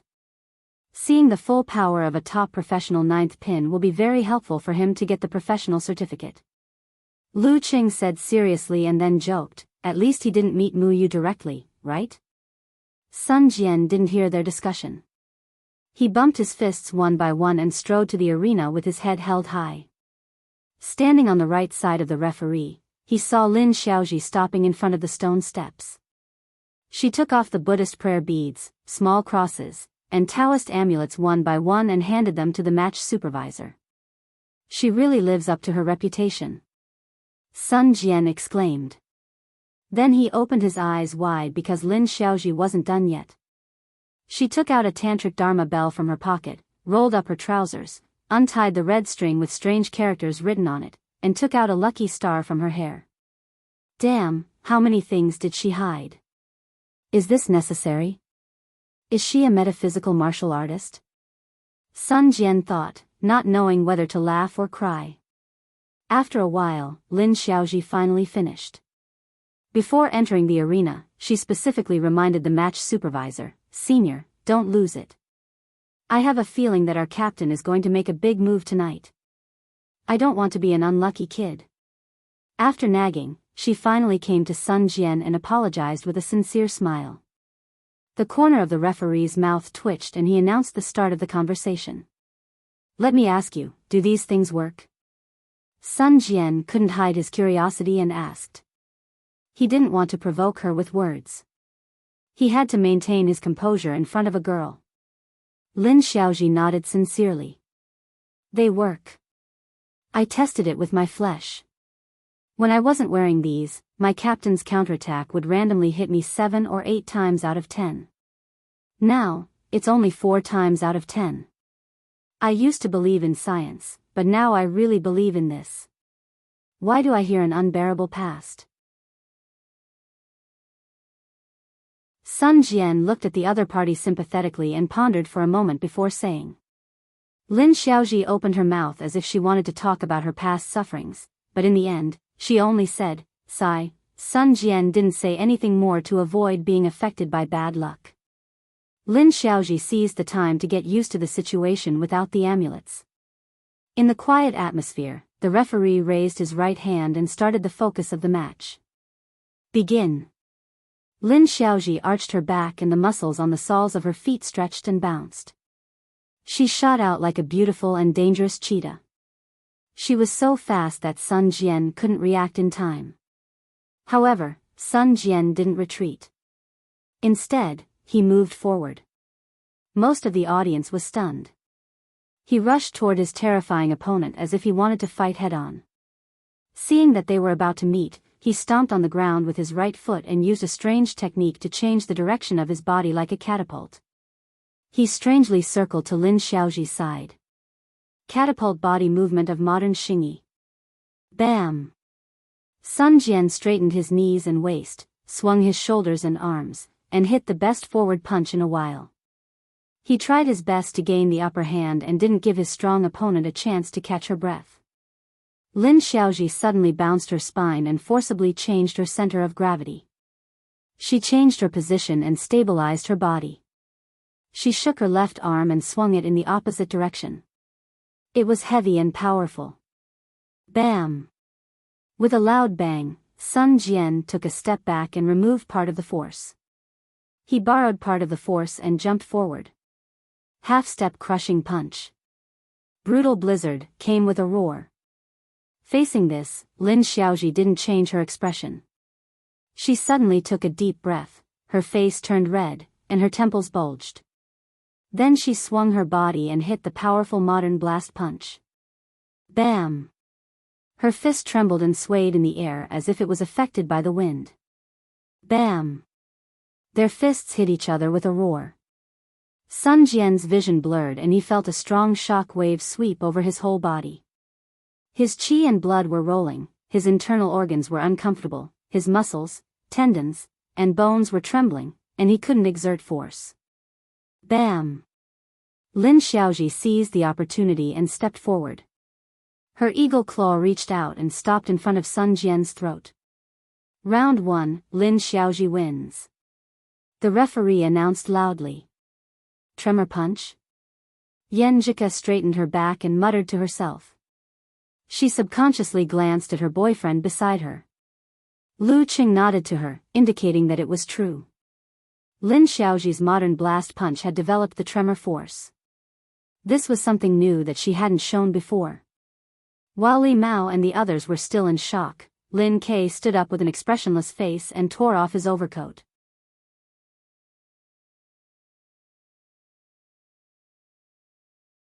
Chapter 315. Lin Xiaoji. Lin Xiaoji. The entire audience was silent at first.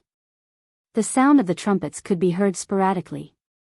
Then, they burst into cheers and shouts. The cheers shook the heavens. They were sure that Lin Xiaoji could beat Sun Jian, but they didn't expect her to win so quickly and so easily. It was like she was bullying a noob, and she seemed to have learned something new. This was really a morale-boosting battle. In the seats of the home team, Jean Dolly and several substitutes stood up and waved their towels excitedly. Damn, why is it me again? Why is it always my turn to be this good thing? In the arena, Sun Jian shook his head to stop the dizziness, withdrew his qi and blood, and tried to find joy in the bitterness. Fortunately, I have a good mentality. He didn't waste any time, turned around, and walked quickly to the stone steps. He met Lin Ke halfway, who was full of fighting spirit. She has learned tremor force. Sun Jian stretched out his fist and reminded him in a low voice. Lin Ke nodded indifferently, and bumped his fist with Sun Jian when they passed each other.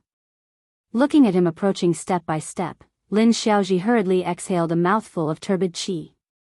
She visualized the scene of clouds and wind blowing to calm herself down.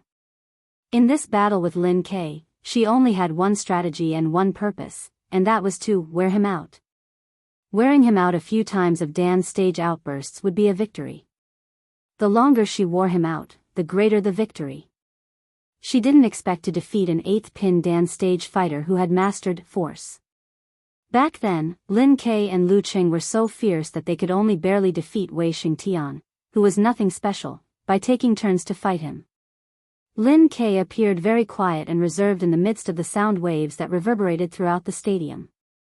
However, when he stood in the predetermined position, Lin Xiaoji suddenly felt as if there was a huge mountain or a huge river in front of her. She felt as if she was looking up at a huge mountain or a huge river. Is this the suppression of the Dan stage? She took a deep breath and tried to get rid of her current state. Qing, how many moves do you think Lin Kei will take to win? Kai Zongming couldn't help but ask. Lu Qing rolled his eyes at him and said, anyway, you have no moral integrity to bet. How many moves Lu Qing would take to win depended on his strategy and how much strength he would reserve for the next round or even the next one. I have a feeling that he will try to end the battle quickly. He will most likely finish it in 3 to 5 moves. Kai Zongming didn't mind his bad friend's attitude at all. He just laughed to himself and said, don't you think that the martial arts that those people from Southern University are good at fits a sentence?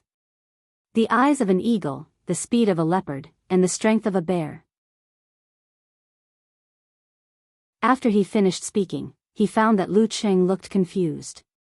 Obviously, he didn't get the joke. You haven't seen that cartoon? Kai Zongming sneered. Lu Qing turned his head to look at Yan Zhika, only to see that she was also at a loss. She shook her head blankly, indicating that she didn't know what the joke was either. Maybe it's an old anime. She looked up and made a judgment. Understood. Lu Qing nodded solemnly and turned to reply to Kai Zongming. Uncle, I'm sorry. We're too young to watch such an old anime. F***ck. Little Ming almost choked on his words. Their relaxed attitude affected Li Mao, Wang Dali, and the others. They recovered from the shock of Lin Xiaoji's tremor force. That's right, what's so great about tremor energy? Both of our leading members of the martial arts club know how to use it. At this moment, the referee waved his right hand, and his voice suppressed the rolling waves. Second round, start. The word start was still echoing. Lin Kei suddenly withdrew and expanded his chi, and directly broke out the Dan stage. Bang! The place where he stood seemed to explode, and countless fragments flew out. He grew taller and fiercely pounced on Lin Xiaoji. With just one pounce, the several meters between them disappeared. Lin Xiaoji was just thinking about it when she saw a figure like a meteor falling from the sky, like a god descending on earth, rushing at her with the momentum of Mount Tai. So fast. So fierce. So direct. In a split second, she didn't panic and calmly made a judgment. She swung her center of gravity backward, swung her waist and back, and nimbly and quickly retreated a few steps. These few steps were in both form and spirit, like a tall antelope. Her footing was very stable, and her body didn't sway, mixed with some of the heaviness of elephant form. Seeing that she was about to pull away and get out of the predicament just now, Lin Kei suddenly stopped, gathered his chi, and used all his strength to step forward and plow. Boom! The ground under Lin Xiaoji's feet cracked, as if there was a burst of power, lifting her left leg and making her lose her center of gravity. The 16th move of the fighting sect, earth cracking. This. Lin Xiaoji was a little shocked and a little flustered. Her spine moved up and down, and she tried to forcibly stabilize her body. Lin Kei seized the opportunity and rushed in front of her. He visualized the scene of a meteor crossing the sky, bulging his temples, and quickly swinging his right arm in a small range, and blasted out a punch like lightning. Lin Xiaoji hurriedly parried and barely used the blast punch, shaking a little bit to meet the attack. Bang! She only felt that she was smashed by a meteor in front of her, and was directly hit by the blast wave that turned into wind and waves. Her chi and blood were tumbling, making her want to vomit, and her 5 viscera and 6 bowels were moving out of their positions in horror. A sound came from her abdomen, like a low and continuous explosion. Lin Kei's right hand moved back, and the left side of his body leaned forward. He quickly swung his arm again, outlining the visualization scene, and blasted out a punch.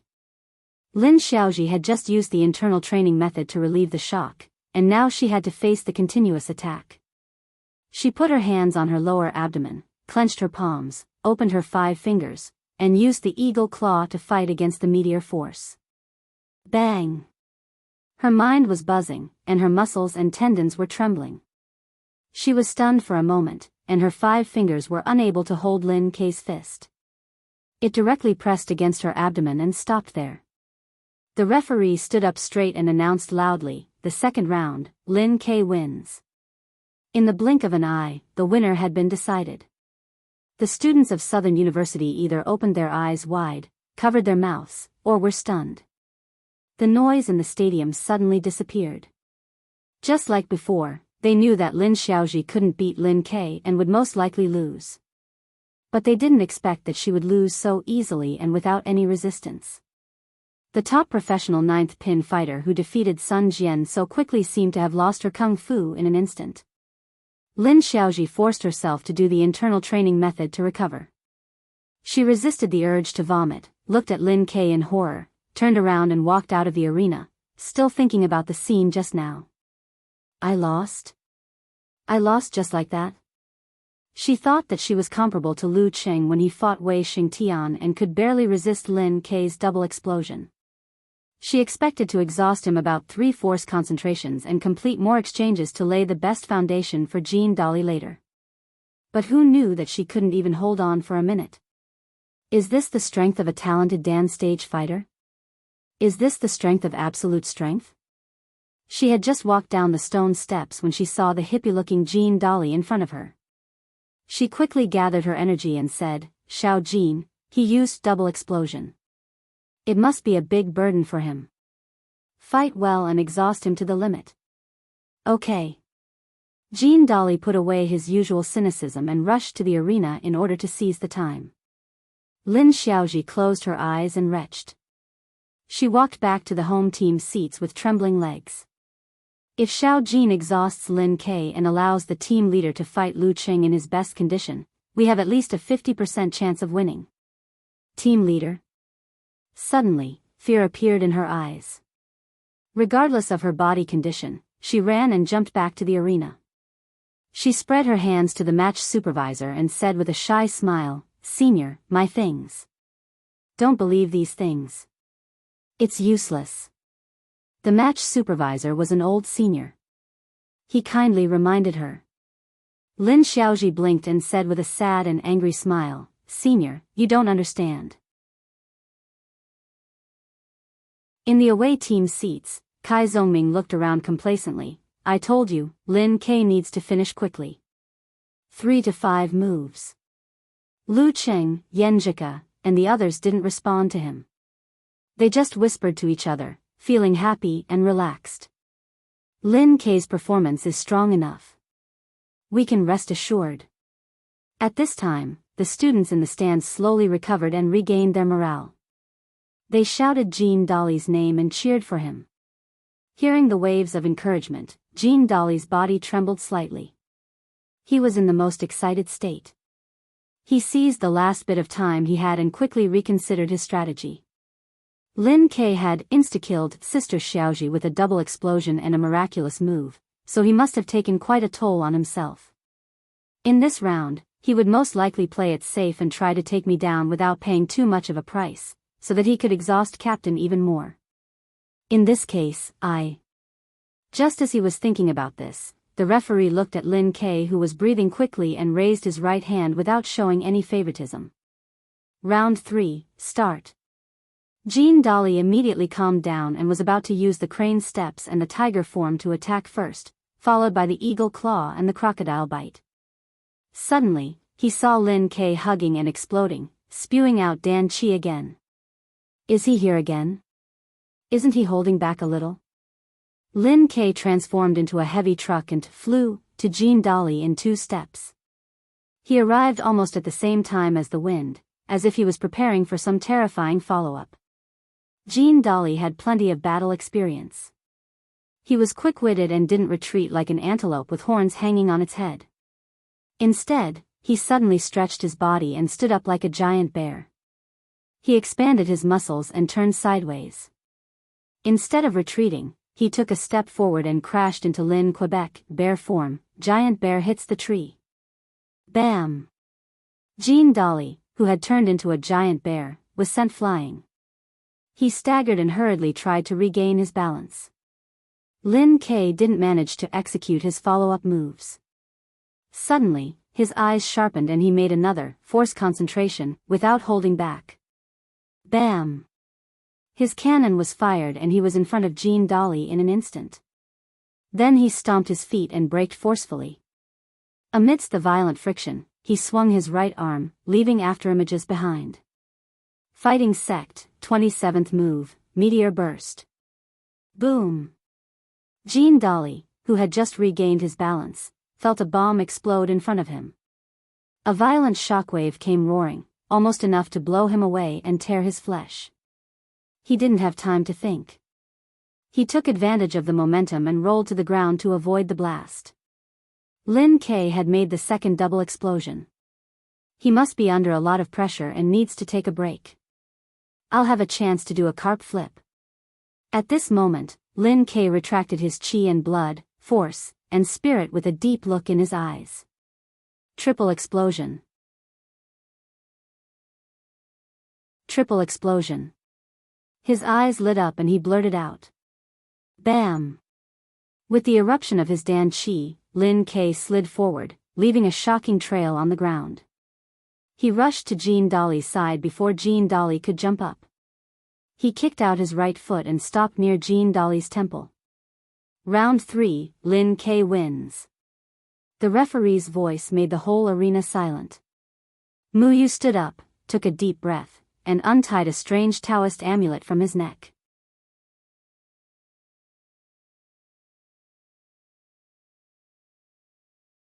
Chapter 316. Round 3, Lin K wins. The referee's voice reverberated in every corner of the Shannon University martial arts arena, rolling into the ears of every student. Their reinvigorated morale suddenly collapsed, and their mouths were wide open in shock. Isn't this too awesome? Isn't Lin K too awesome? The 2 leading members of the martial arts club together couldn't even last a minute against him. Everyone was stunned by Lin K's unstoppable momentum.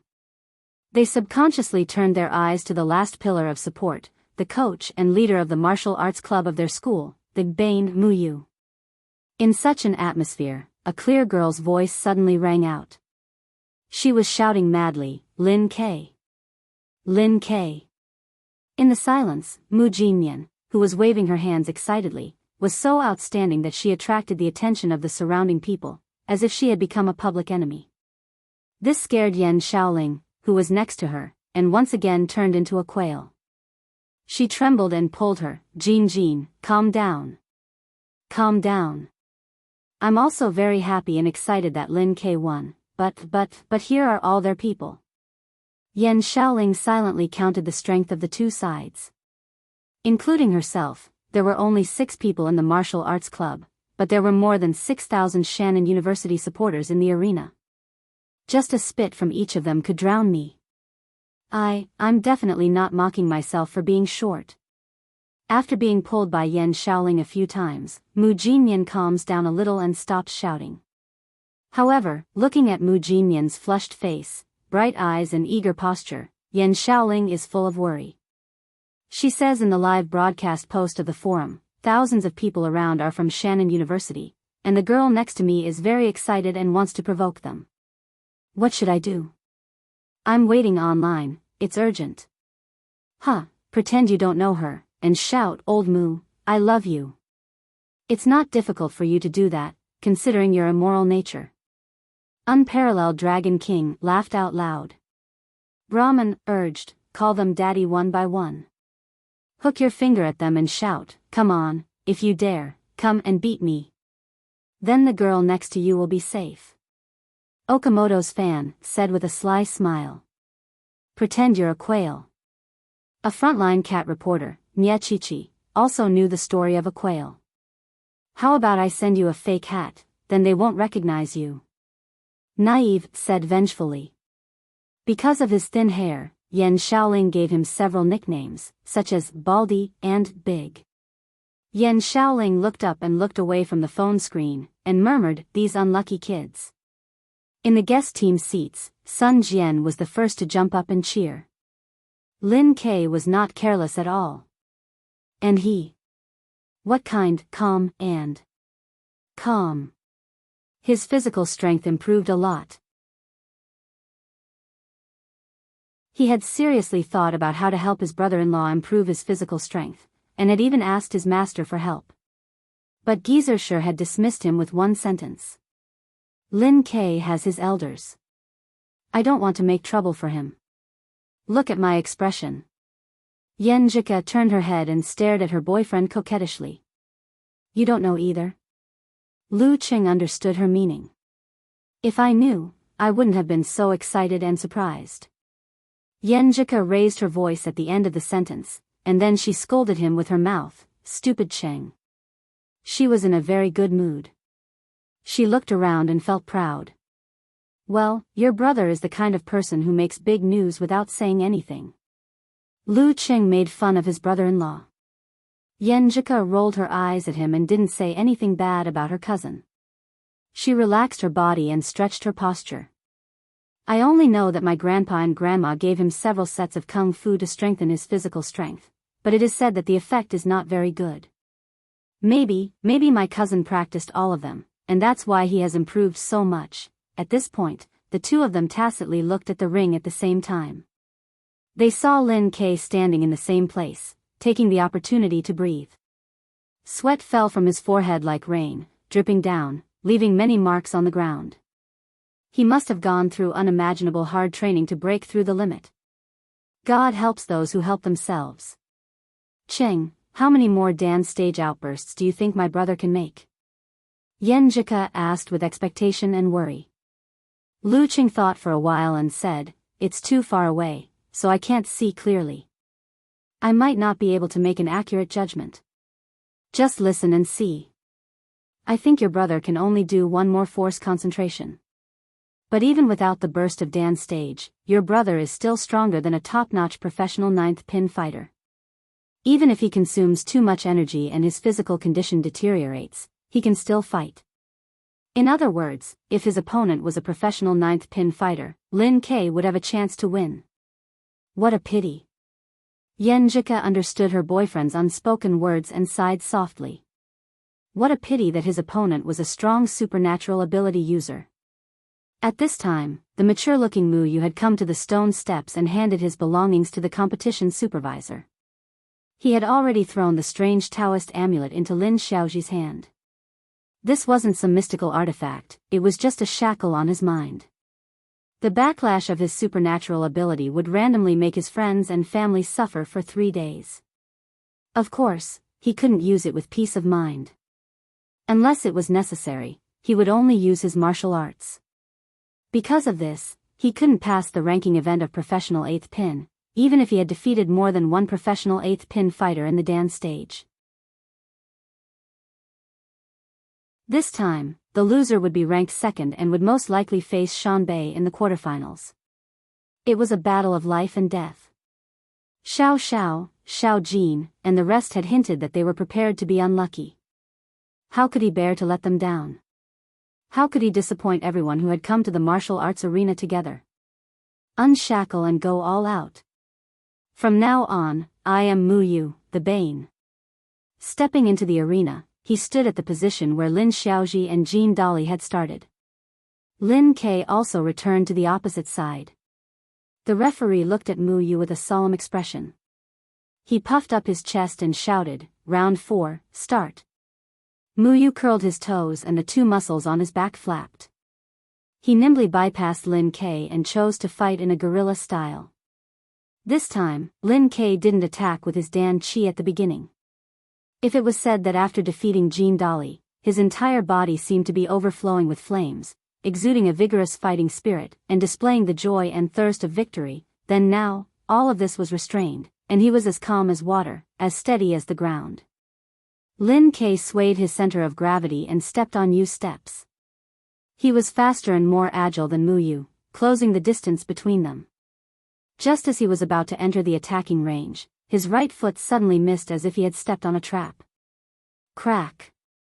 He lost his balance and his right foot sank into the ground. This green brick was the one he had stepped on when he was running to perform the meteor blast. That dance stage movement required the explosion to be gathered in an instant to produce the effect of a small bomb. Therefore, he used Yin force to step on it. It didn't break the ground but softened the cornerstone. Now that he stepped on it, of course, it was empty. Moreover, the arena was so large. To be able to just happen to step on one of these pieces, and even step on it, that was a matter of extremely small probability. What an unlucky encounter. Lin Kei's body tilted and Mu Yu immediately leaned on him. He moved to the side with the crane steps and visualized a tiger roaring in the forest. He raised his right hand and fiercely chopped down. This degree of loss of center of gravity was a problem for a professional ninth pin, but it wasn't too serious for a dance stage mighty ones.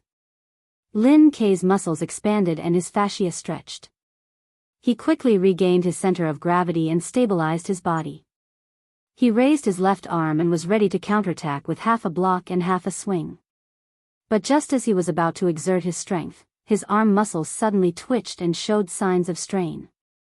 Under normal circumstances, it was inevitable for martial artists to have such injuries. However, they would only encounter such injuries when they were relatively exhausted. Especially for dance stage martial artists, they had extremely strong control over their bodies. Under normal circumstances, how could they injure themselves by exerting force? Lin Kei's physical condition had deteriorated a lot and he was close to his limit. But as a Dan Chi level mighty ones, all the forces in his body were united as one. Without other factors, it was impossible for him to show signs of strain at this time. However, this extremely small probability of happening had unfortunately happened. Of course, if his physical condition was good, such a small probability would be close to zero, and he wouldn't have suffered such an inexplicable injury. That was why Lin Xiaoji believed that the more tired the enemy was, the easier it was for her captain to win. At this critical moment, if Lin Kei forced himself to parry, not only would his stance be broken by Mu Yu due to insufficient strength, but he would also cause the strain to become a symptom of strain. Therefore, he pondered deeply and took a deep breath to let his qi and blood flow back, so that all the forces in his body were united as one. Boom! Dan Qi gushed out. Lin Kei's left arm first stagnated, then expanded and swung back. There were no more signs of strain. Bam! Mu Yu's tiger hug downward chop couldn't resist the counterpunch of Lin Kei's force concentration. He couldn't help but take a few steps back, each step leaving a footprint of varying depths. Lin Kei's eyes were cold as ice. He hurried forward, wanting to seize this opportunity to perform 24 blizzard strikes. Suddenly, his feet slipped again, and his body tilted forward. This was where his and Jean Dolly's sweat had stained. How unlucky he was to step on it. Mu Yu exerted strength in his arched feet, and like a red-crowned crane, he quickly circled to Lin Kei's back. Taking advantage of the moment when Lin Kei was close to his limit and couldn't pull back his center of gravity, Mu Yu transformed into a giant bear and leaned against Lin Kei's back. Bam! Lin Kei staggered and rushed out of the arena. He barely managed to stand and didn't fall. The referee withdrew his hand and raised it high, announcing, "Round 4, Mu Yu wins." Seeing that the great Demon King, who had silenced the entire audience just now, was defeated by Old Man Mu in just a few moves, the students in the stands cheered and jumped for joy. They erupted with a momentum that was comparable to the beginning of the match, praising their Lord General with shouts. Mu Yu! Mu Yu! Jinx! Jinx! What a troublesome supernatural ability. Lu Qing thought. He took a deep breath, stood up, and took off his jacket. Yen Jika, who was beside him, looked worried. She blurted out, Cheng. She wanted to remind her boyfriend to be careful, but when the words came to her mouth, she felt that it would be too much of a jinx. She was stuck and didn't know what to say. What's wrong? Lu Cheng turned to look at Yen Jika. Yen Jika smiled and waved his fists, saying, go for it.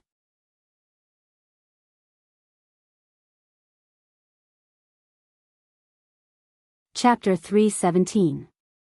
Lu Cheng smiled and bumped Yen Jika's hand with his fist. He said in a low voice, it's all thanks to Coach Yan's brilliance. Although a misfortune was a strange and troublesome supernatural ability, it was not invincible. Especially since Old Man Mu had limited strength and the arena was simple. As long as Lu Cheng paid more attention to the situation and fought cautiously, he would not be too unlucky. His advantage in strength was enough to offset everything. Come on, I'll lend you everything, Yen Jika answered in a low voice, her eyes sparkling and her pink lips opening and closing. Then she took the initiative to bump Lu Cheng's fist. Lu Cheng put his coat on the seat and high-fived his teammates one by one. Victory! Li Mao, Sun Jian, and the others yelled out worriedly. Although they were confident in Lu Cheng's strength, Lin Kei's loss was too strange. They could not help but feel nervous when they thought of Old Man Mu's previous victories. The lucky ones were similar, but the unlucky ones were all different. Lu Cheng smiled faintly, waved his fist, and replied firmly, victory. Seeing Lin Kei off the stage, Lin Xiaoji jumped up from the seats of the home team, the rosary beads in her hand and the cross in her palm shaking. Captain is awesome. She tied her hair into a high ponytail again and her eyes were full of joy. He didn't let me down. Jean Dolly also waved his fist excitedly and asked for approval, Captain, you didn't consume much energy, right? He just blocked Lin Kei's dance stage explosion and didn't even take it head-on. Yes, it's a one-on-one fight with Lu Cheng. Lin Xiaoji nodded her ponytail. Misfortune is really a magical supernatural ability. Thinking of this, she lowered her head and checked again to see if she had forgotten or brought the wrong amulet. Pain and happiness. In the stands, Mu Jinyan, who was shouting excitedly, became gloomy. He pouted and stamped his feet. Isn't this too much of a coincidence? Isn't this cheating? Why don't you use your supernatural ability? Let's have a martial arts competition with our Lin Kei. What an embarrassing loss. While Mu Jinyan was mumbling unreasonably, Yan Shaoling was already nervous. Various scenes of Lu Cheng's misfortune flashed in her mind. It's time to go on the stage. Quick, everyone treat yourselves as lucky stars. She called out in the live post. I'll be the head. Unparalleled Dragon King made a joke. Uncle, what do you mean? I don't understand. Yan Shaoling replied with a confused expression. And the mood of the audience around her had recovered from the abyss. They became excited again and were full of imagination about the result of the competition. Both sides were down to the last contestant, so why couldn't they hope for victory? Although Lu Cheng was a very powerful martial artist, any kind of accident could happen in a one-on-one fight. The Bane's bad luck increased the probability of these accidents happening. Old Man Mu wasn't good at creating miracles, but he was good at dragging his opponents down to his level. Our chances of winning are slim, but what if? Who knows? The audience exhaled one by one, creating a rolling and reverberating wave. Beat him! Beat him! Beat him! Beat him!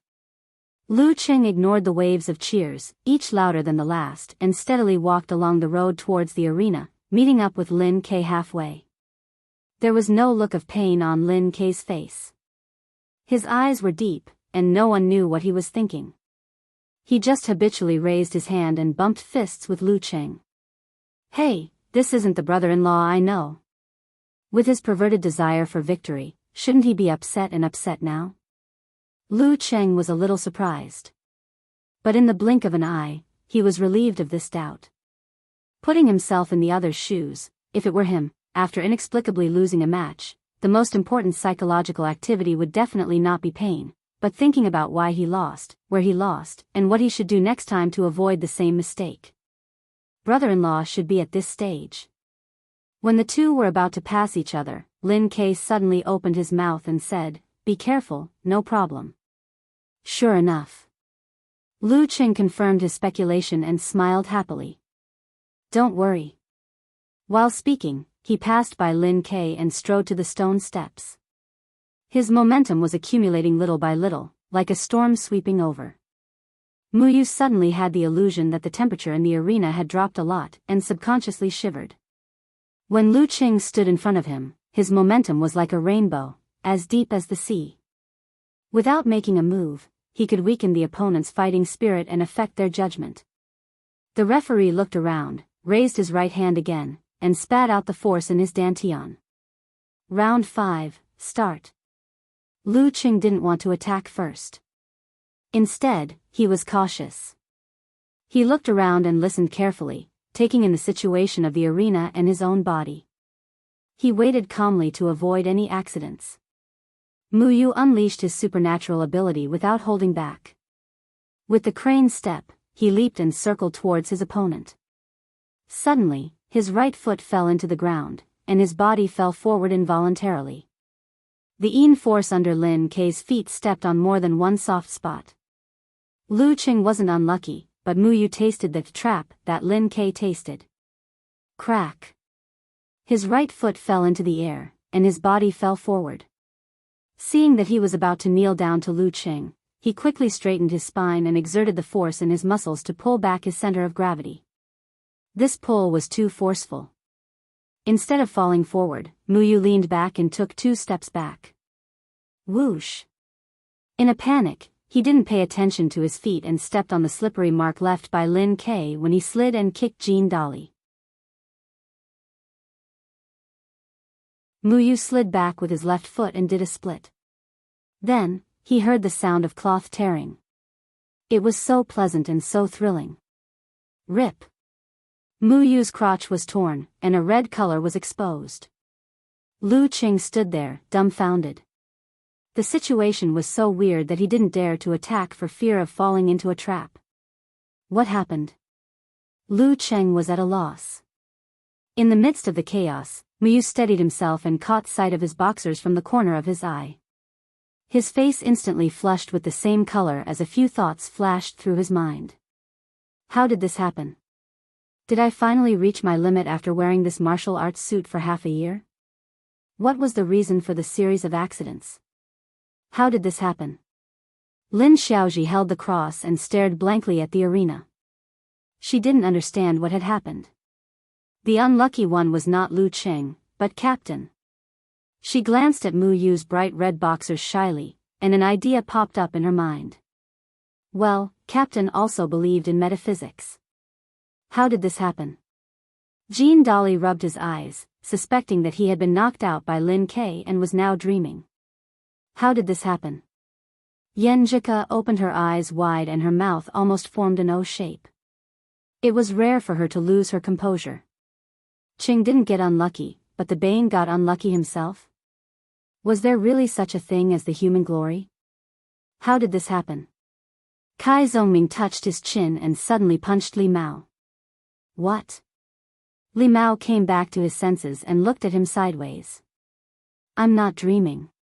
Kai Zhongming said with a smile. Don't you think it's weird? It's weird. Did the Bane's counterattack come early? But isn't his counterattack always aimed at others? Li Mao forgot about the punch just now. How did this happen? Lin K frowned and felt confused. Beside him, Gizershur snorted and nodded thoughtfully. How did this happen? The spectators in the stands were all dumbfounded. They suspected that this was a masquerade and that the one wearing the Lu Qing mask was Captain Muyu, while the unlucky old man Mu was actually Lu Qing. They had time to be surprised, but Muyu couldn't. If Lu Qing got close to him while he was in a split, he wouldn't be able to withstand more than 2 moves. Thoughts flashed in his mind and he quickly made a decision. He lay down and rolled to the side, hiding the killer move of the silent kick. Lu Qing watched and didn't attack blindly. He didn't know what was going on and whether he would be affected. Of course, he had to be cautious. While rolling, Muyu was relieved that his opponent didn't seize the opportunity to attack. He exerted strength in his waist and abdomen and was about to stand up and take a stance again. But at this moment, a few round pieces of stone that he had brought with him from his roll stopped right where he had landed. Whoosh! Muyu slipped again. Before he could straighten his body, he leaned back again and fell on his back. It was a heavy fall and he felt a little dizzy. He hurriedly rolled again to avoid the opponent's attack. Lu Qing watched Muyu's performance with twitching mouth. He almost forgot that he was still in the arena. What is he going to do? Muyu rolled a few times and suddenly lost his touch. He realized that he was already at the edge of the ring. Half of his body was outside the ring and he was falling in midair. He was shocked. He stretched out his hand and tried to catch the arena. But for some reason, he was still half a beat too late. He only touched the edge of the arena with his fingertips. Thump. Muyu fell to the ground beside the ring. His eyes were blank and lifeless. He wasn't the only one who was in a daze. Lu Qing opened his mouth slightly and almost blurted out, F***ck. I haven't even made a move. How did I win? Not only that, I haven't even moved since the start of the match. The referee was stunned for more than 10 seconds. He looked at Lu Qing in confusion and raised his right hand. Round 5, Lu Qing wins. The final result, Songqing University Martial Arts Club wins. Clang.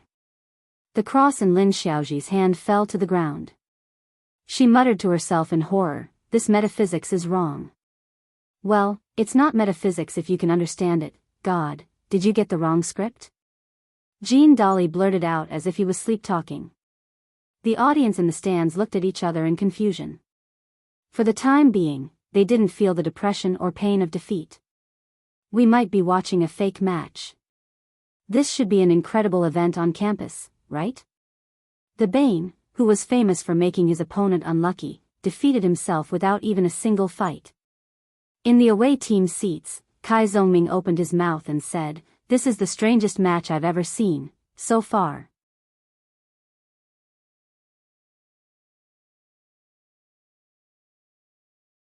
Chapter 318. In the stands, Yan Xiaoling, who was holding her phone to record the match, opened her mouth wide in shock. Originally, she was worried that she would be unable to stop herself from shouting and waving her arms when she saw the intense part of the battle. She was worried that she would accidentally throw her phone away.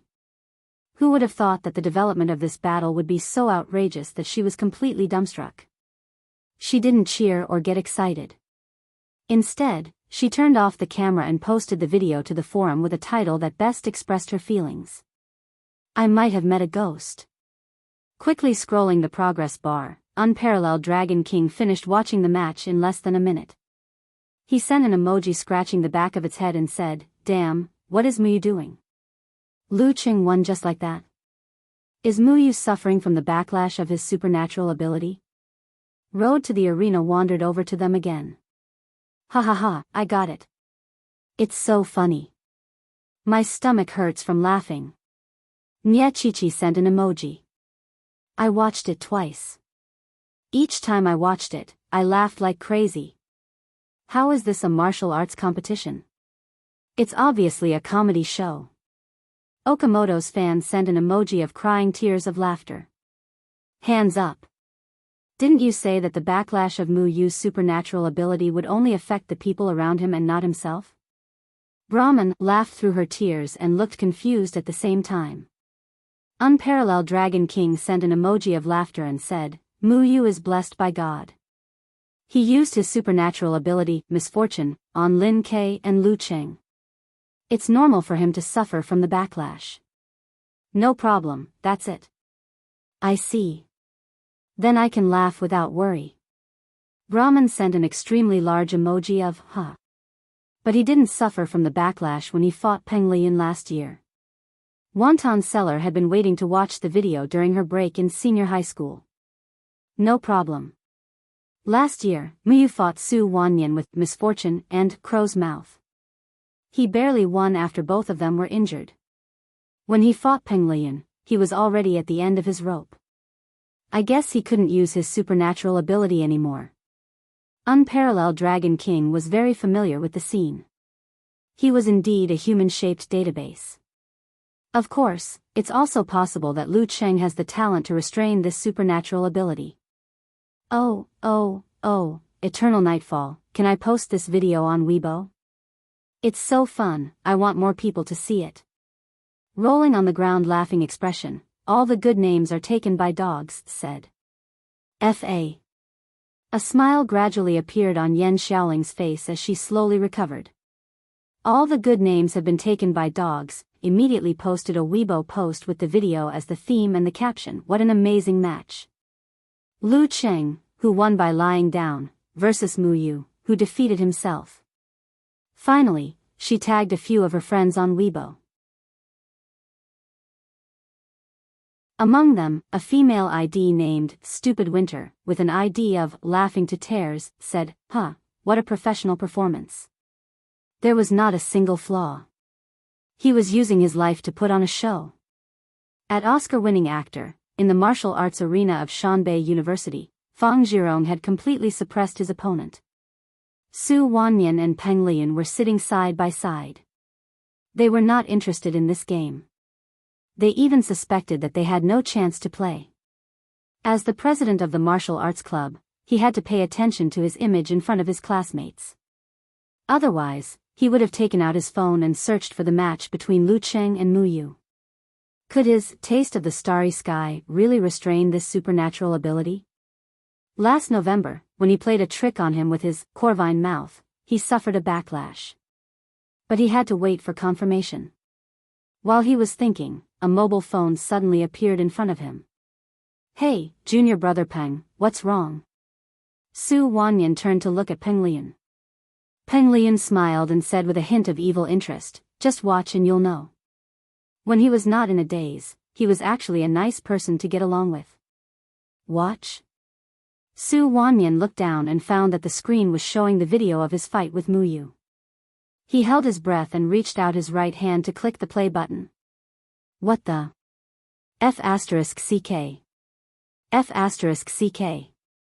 As the progress bar rolled, Su Wanyan's expression changed again and again. When the video ended, he was stunned until the referee announced Fang Zhirong's victory. Junior brother Peng, if I meet Lu Cheng. He turned his head to Peng Lian and said with a sad face, can I just admit defeat? Peng Lian chuckled, what do you think? Hiss. Su Wanyan gasped, I'm afraid I can't control my mouth. How about this? You guys find a piece of tape and stick it on my mouth? Beside the arena, Muyu, who was in a daze, finally came back to reality. There was no depression or pain, only confusion and confusion. He carefully got up and glanced at Lu Cheng. Then he slowly walked back to the home team seats, afraid that the ground would collapse and create a crater. Captain, what's going on? Lin Xiaoji cautiously approached him upon seeing the situation. Muyu thought for a while and said, my supernatural ability backfired.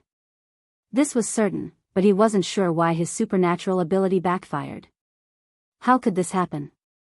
Lin Xiaoji frowned and suddenly nodded, I get it. Because Lu Cheng is tough. Curses and misfortune are ineffective, and things that don't succeed will definitely backfire. What kind of theory is that?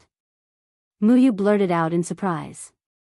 Lin Xiaoji answered seriously, metaphysics theory. Muyu was stunned for a while and then said, I suspect that Lu Cheng has a third supernatural ability that can restrain or even backfire curses and misfortune. It's possible. Jean Dolly rushed to Lin Xiaoji's side.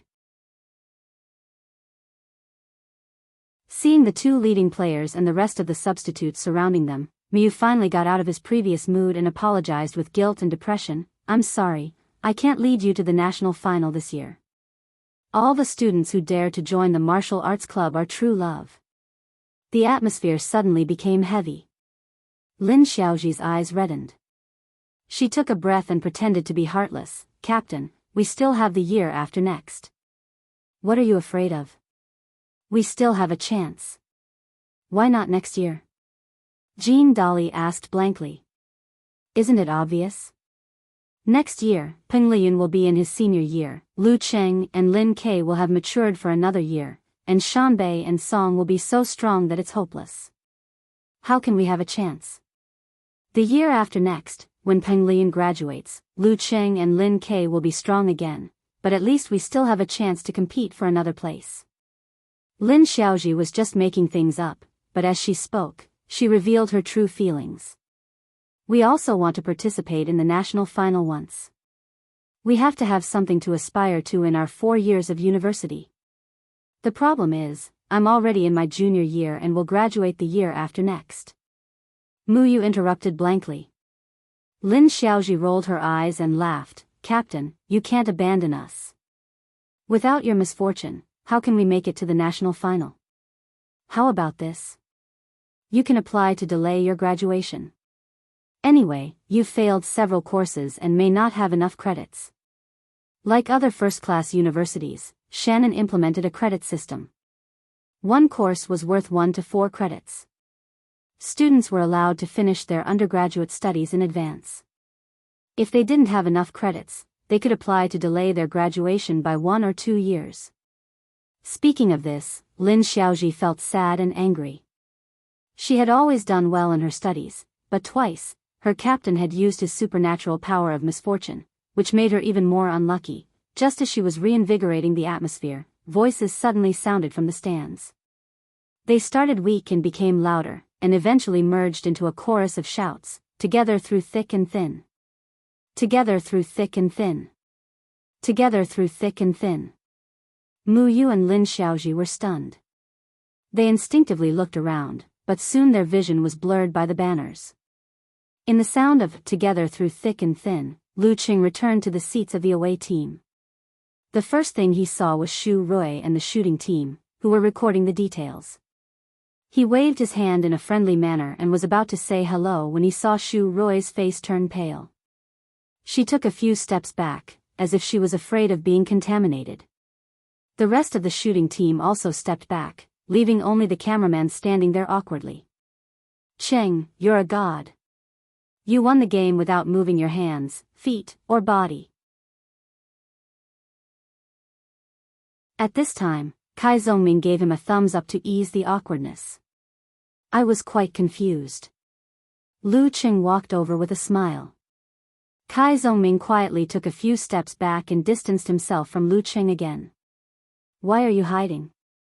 Lu Qing asked in amusement. He saw Yan Zhika looking at him with both joy and surprise. He already understood that those guys were afraid of being contaminated with misfortune like Mu Yu. Hee. Kai Zhongming smiled without saying anything and shrank to Lin Kei's side. Are you still a friend? Lu Qing helplessly stared at Talker. Not really. Little Ming answered without any sense of shame. Lu Qing was so angry that he almost laughed. He was touched to see his little fairy standing beside him fearlessly. This is true love. At this time, he heard his master's voice. The relic of Longhu Immortal that you got can probably reflect supernatural powers like the crow's mouth of misfortune. This sentence was like a flash of lightning that illuminated the fog in Lu Cheng's mind. He suddenly understood what was going on. When he was asleep, the Jin Dan could foresee the approaching danger. When it was balancing itself into the Dan, it incorporated a little of this supernatural power into it. This is the third supernatural power I've awakened, right? Of course, most of the power is provided by the Jin Dan for the time being. What should I call the supernatural powers of tough life and premonition? Son of Heaven? Lucky Star? While thinking, Lu Qing subconsciously looked at Li Mao, Kai Zhongming, and the rest of his teammates. He found that they were still wearing the same expression as before. They had no reaction to his master's words. This is a powerful move. While Lu Qing was sighing with emotion, Yan Zhika stood on her tiptoes and whispered in his ear, Qing, did you feel anything strange just now? Lu Qing explained with a smile, I've awakened my third supernatural power. It reflected Mu Yu's misfortune and caused a backlash.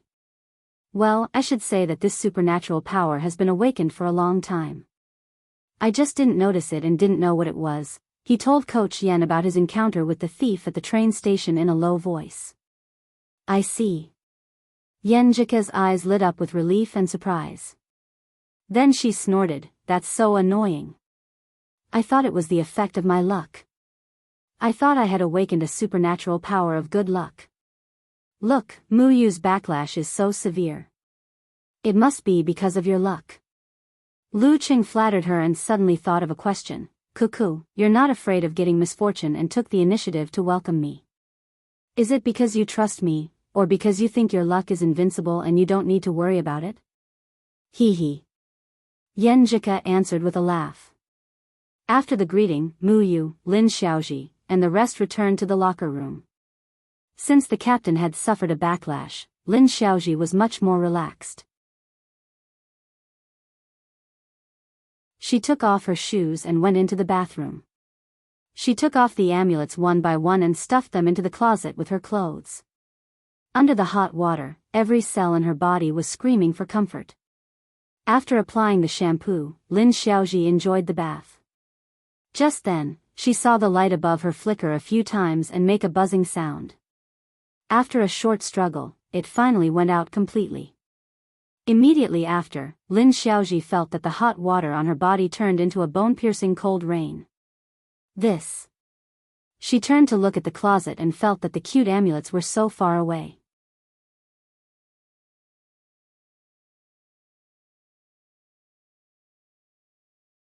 Chapter 319. The atmosphere in the Shannon University Martial Arts Club was warm but not violent. Lu Cheng and the others didn't leave in a hurry like they did when they were escaping from Yimo. Instead, they leisurely celebrated in the locker room for a while, rested for a while, and then slowly packed up their belongings and came out. At this time, the crowd in the gym had dispersed, leaving only a few students lingering around to exercise.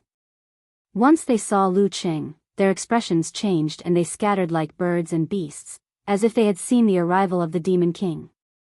Even Muyu, the Bane, was unlucky in front of him, let alone ordinary people like us. Witnessing this scene, Kai Zongming and the others, who already knew that Lu Qing relied on the rebound of his third supernatural ability, couldn't help but laugh out loud. They all looked at the legendary protagonist with ridicule. Lu Qing held Yan Jika with one hand and covered his face with the other. He sighed and said, I feel like a big villain boss. Needless to say, this was inexplicably satisfying. After a long journey, it was already 8:00 when the Songqing University Martial Arts Club members returned to school. Thus, they went back to their respective homes and mothers, taking advantage of the weekend to do laundry, tidy up, and busy themselves with housework. The next day, it was the same cycle of morning exercises and special training. In the afternoon, Lu Qing accompanied Yan Jika to the first teaching building, intending to find a classroom with fewer people to study by themselves. He slung 2 school bags over his shoulder and looked at the students coming and going. He chuckled softly and said, Actually, I quite like the way girls carry a few books to class and study by themselves. It's very artistic. I used to do this a lot, but unfortunately, someone would take the initiative to snatch my things when he saw me carrying them. Yenjika pursed her lips and turned to look at him with a smile. I thought it would be troublesome for someone to carry 2 stacks of books, so I put them in the bag. Otherwise, a burly man carrying a few books, that image, huh? As she spoke, she couldn't continue laughing. Lu Cheng's lips curled and hummed in agreement, that image is too beautiful, I don't dare to look at it. But, I don't think I'm burly, I'm more well-proportioned. While talking and laughing, they stepped into the teaching building. Instead of taking the elevator, they went to the 3rd floor to find a suitable place for self-study. After circling around, they finally locked onto their target. They entered a classroom with only a dozen or so people sitting around. They directly chose 2 seats in the last row by the window. There are still so many people studying on Sunday afternoon. The atmosphere in our school is pretty good.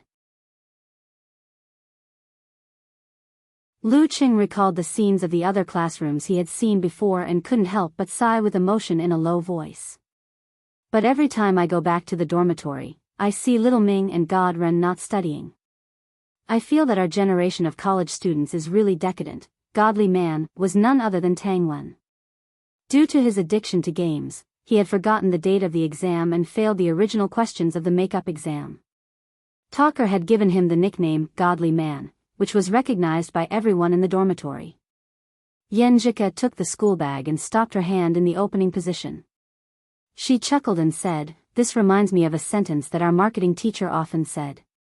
The results of a survey only depend on the choice of sample. For example, if you want to praise a university study style, you should focus on the students studying in the teaching building and the library. If you want to criticize, you should go to the dormitory, the lakeside, or the martial arts arena." She controlled the volume of her voice so as not to disturb the other students' self-study.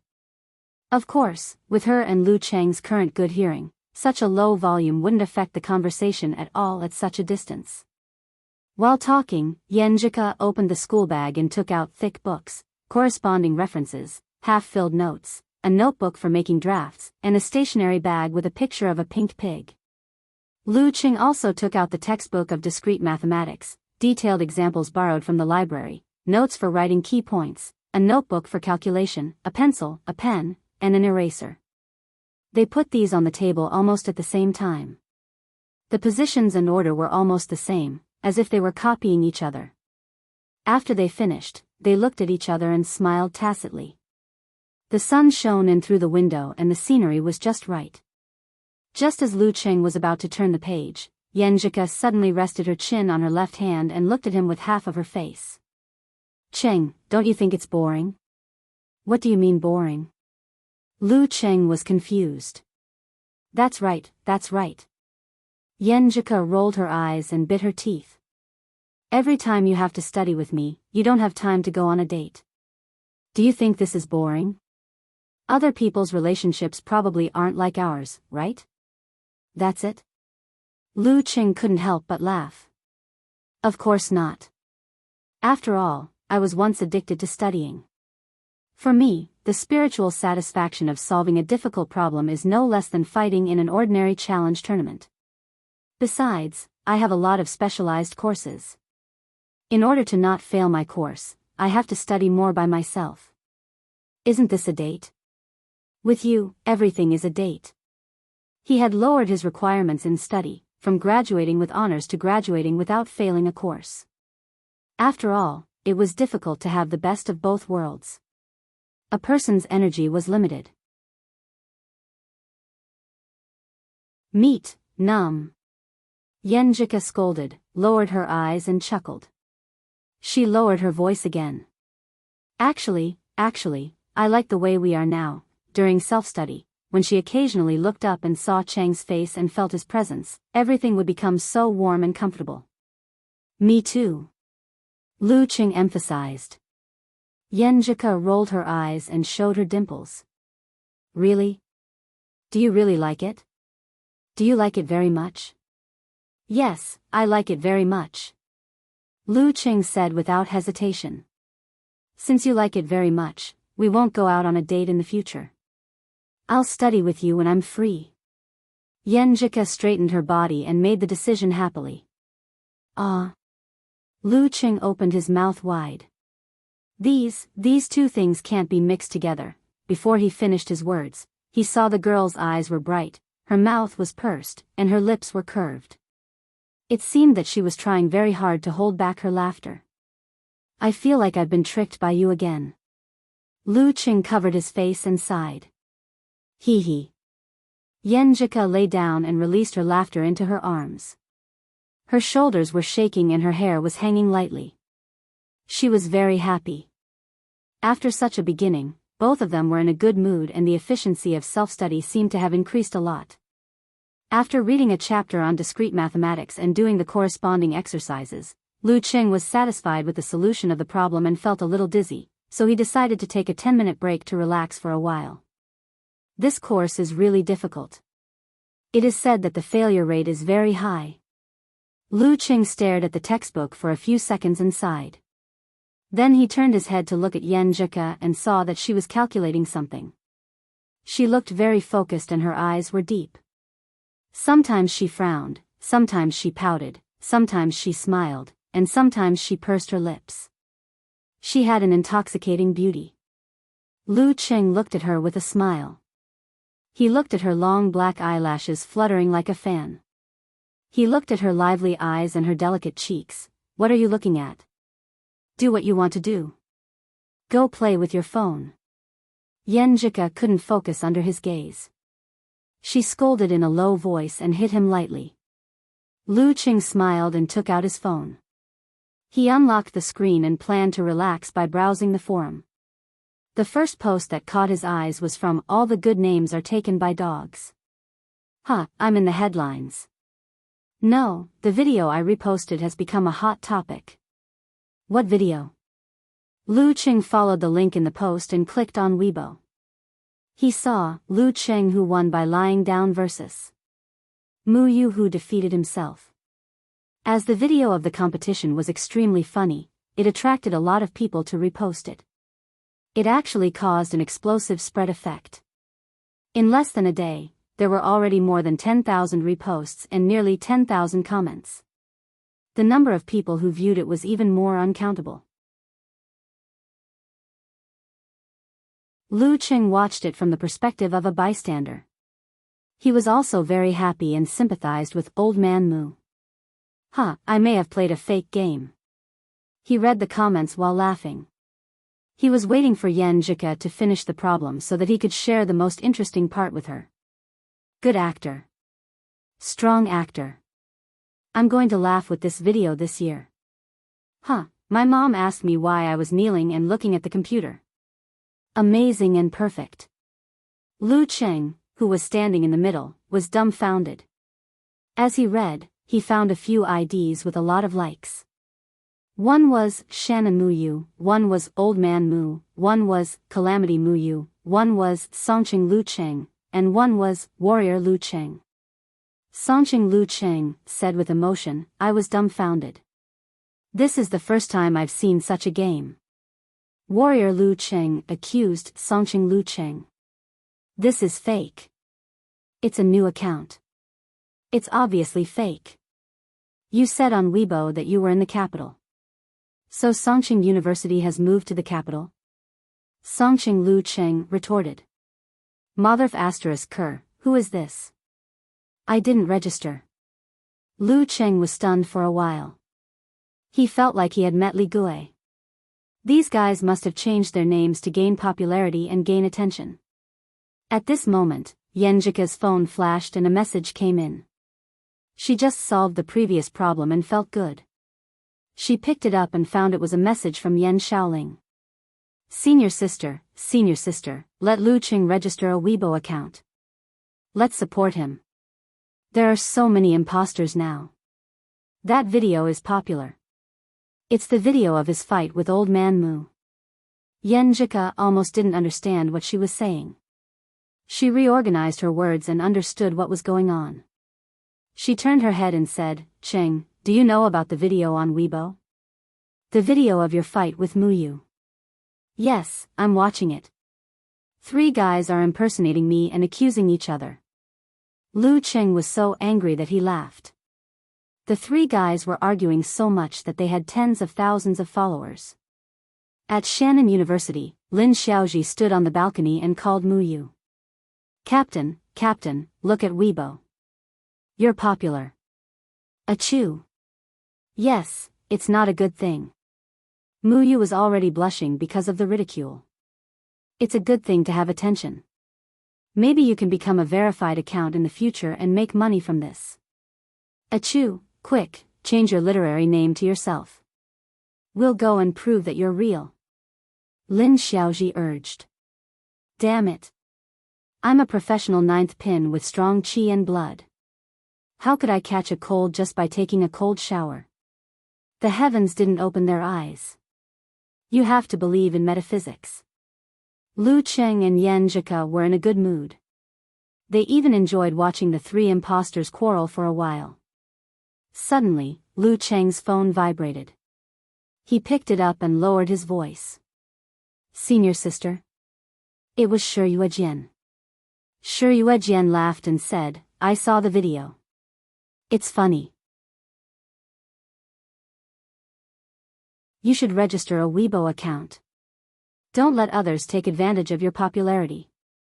I have. Lu Qing answered with his mouth twitching. His previous Weibo account was just for browsing.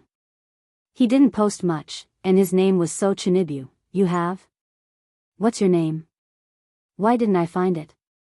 Those look wrong. Shi Yuejian asked.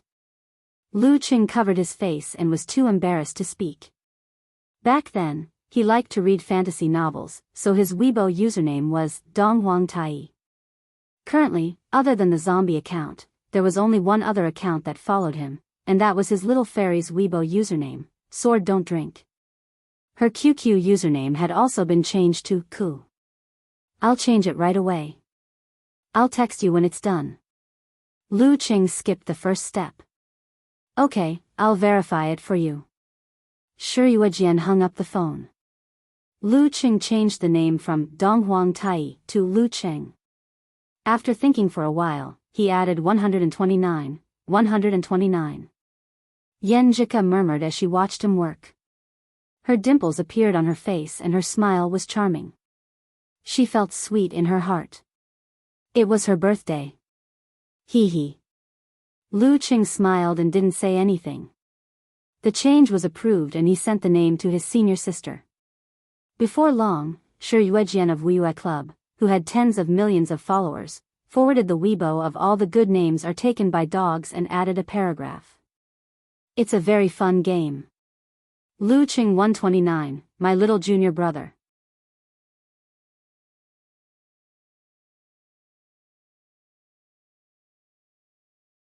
Chapter 320. Shi Yuejian's seemingly ordinary Weibo post immediately caused a sensation. The words, "Yes, my junior brother," shocked many people. They forwarded and commented on it one after another. It's going to be big news. So Lu Qing is your junior brother, heroine sure. No wonder he could reach 8th pin in 1 year and win the youth tournament of Xing province. He's a strong competitor for the favored son of God. No wonder, Lu Qing is also a direct disciple of a big sect. Zhang Zhutong and Han Jifei deserve to lose. Can't you guys have a better attitude? It's not like only the direct disciples of big sects and forces can become the favored son of God. It should be the other way around. The favored son of God must become the direct disciples of big sects and forces. Even if one of them doesn't have eyes, they can't all be blind. The comment above came from Unparalleled Dragon King, of course, the one in Lu Cheng's fan forum. The real Dragon King used his real name on Weibo, Dragon King Chen Qitao. Unparalleled Dragon King's comment made Yi Yaoding, who was browsing the comments, feel ashamed. Just now, when she saw Shi Yuejian's Weibo post, she spontaneously came up with the same idea as some of the comments. No wonder I lost to Lu Qing. No wonder he can always create miracles and surpass me and all the other mighty ones I know.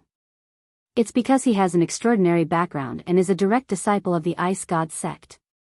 And I just reached Dan's stage recently and successfully joined Xuanwu sect.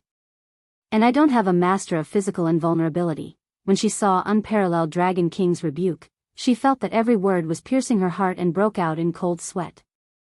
My attitude just now was very dangerous. As a fighter, I can't whitewash failure and find excuses. I have to admit defeat but not admit defeat. She looked down and continued reading the reposts and comments. Wow, Lu Qing is your junior brother. No wonder I always thought highly of him. Junior brother is not bad. I remember he just won the championship, right? That's right. Except for 24 blizzard strikes, Lu Qing hasn't used many moves of the ice sect before. Well, in that case, it's been almost 4 months since Lu Qing entered the Dan stage. As the heroine's junior brother, it's impossible that he hasn't practiced some unique skills of the ice sect. Oh my, I'm looking forward to his duel with Peng Liyun and Renli more and more. Heroine, quickly let your little junior brother tell us how he feels. Are you very confused when facing such a high-level actor? Was he laughing like a fool? Lu Qing swiped his thumb and leaned his head against Yan Jika's as he looked at his senior sister's Weibo. When he was satisfied with the likes and exited, he suddenly found that Lu Qing 129 had more than 20,000 followers, and it was still rising. The advertising effect is not bad. Yan Jika turned her eyes and joked. Most of them are just here to watch the show. 99% of them are not my fans. Lu Qing was very clear-headed and rational. The number of followers on his forum was still far from reaching 10,000. Although he said that, he was still a little excited. Cool, do you think I should post something on Weibo? What should I send? Just be yourself. Yan Jika looked at him and said with a smile. That's right. I'm a martial artist. I don't have to rely on fans to make a living. Why should I spend so much effort to create a good image for myself? Just do what you want. Lu Qing made up his mind and nodded solemnly. Listening to Coach Yan is better than studying for 10 years.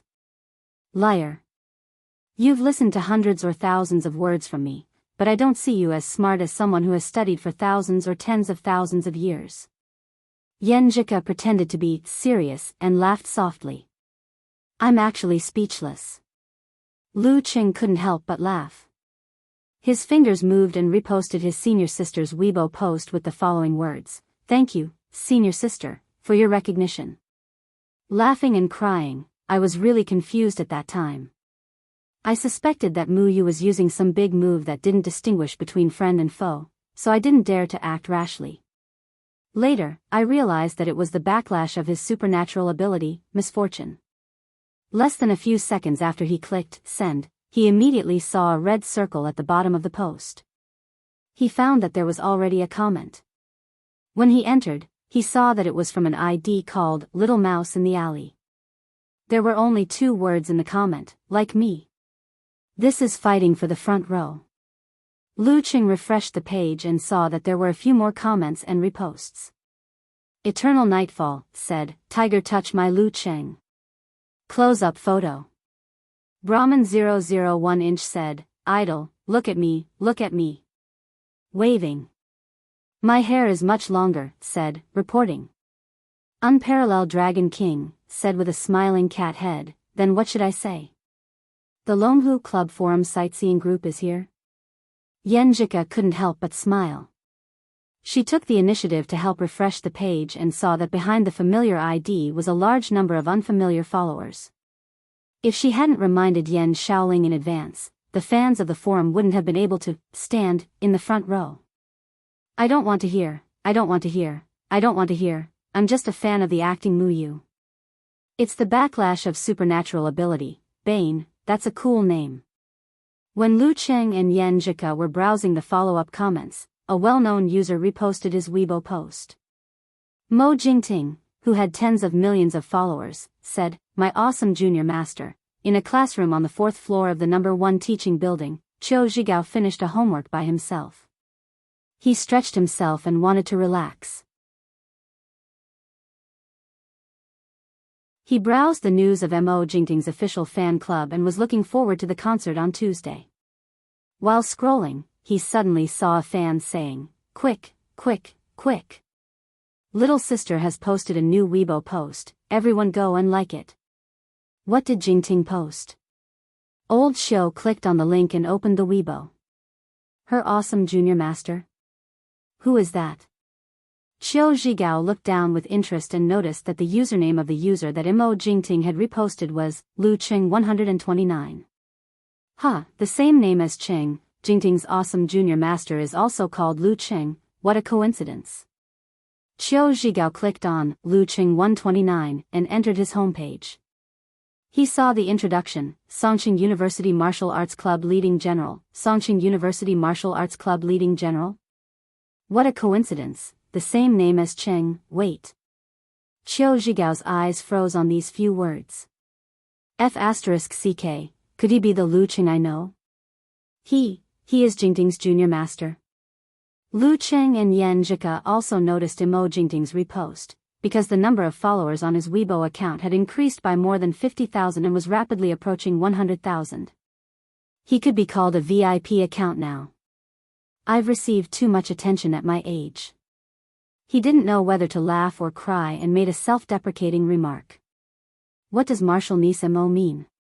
It's not necessarily a good thing for her to reveal her background and identity. Besides, it's annoying to have too much popularity and too much attention. Lu Qing wasn't ready to become a real celebrity yet. He wanted to participate in competitions, earn money, and fight with strong opponents to reach the peak of martial arts. He wanted to be respected daily and not worry about being disturbed in his life. Others can't even ask for it. Yenjika said with a faint smile, "This is also a sign of goodwill, right? But I don't like this kind of goodwill." Lu Qing sighed. It's enough for her. Well, those who don't know about the internal affairs of the Ice Gods sect will think that she has a good relationship with you. As long as you can keep improving and becoming stronger, her Weibo post won't be in vain. Yenjika rolled her eyes and analyzed Mo Jingting's thoughts. Unless you post a Weibo post specifically against her. But I don't think you're capable of doing that, Qing. At this moment, Lu Cheng's phone vibrated with a message. Marshall niece Mo said in a weak voice, "Junior Master, I reposted your post in a moment of excitement. Did it cause you any trouble?" Well, as expected, she did it first and then apologized. Lu Qing showed it to Coach Yen and pondered for a while before replying, "It's a little troublesome. Don't do it again. Just don't do it again." Seeing the content, Yenjika couldn't help but laugh. She pursed her lips and teased, "You're really like a junior master. You sound like an old man." Soon, Mo Jingting sent another message, "Junior Master, you're so kind and broad-minded.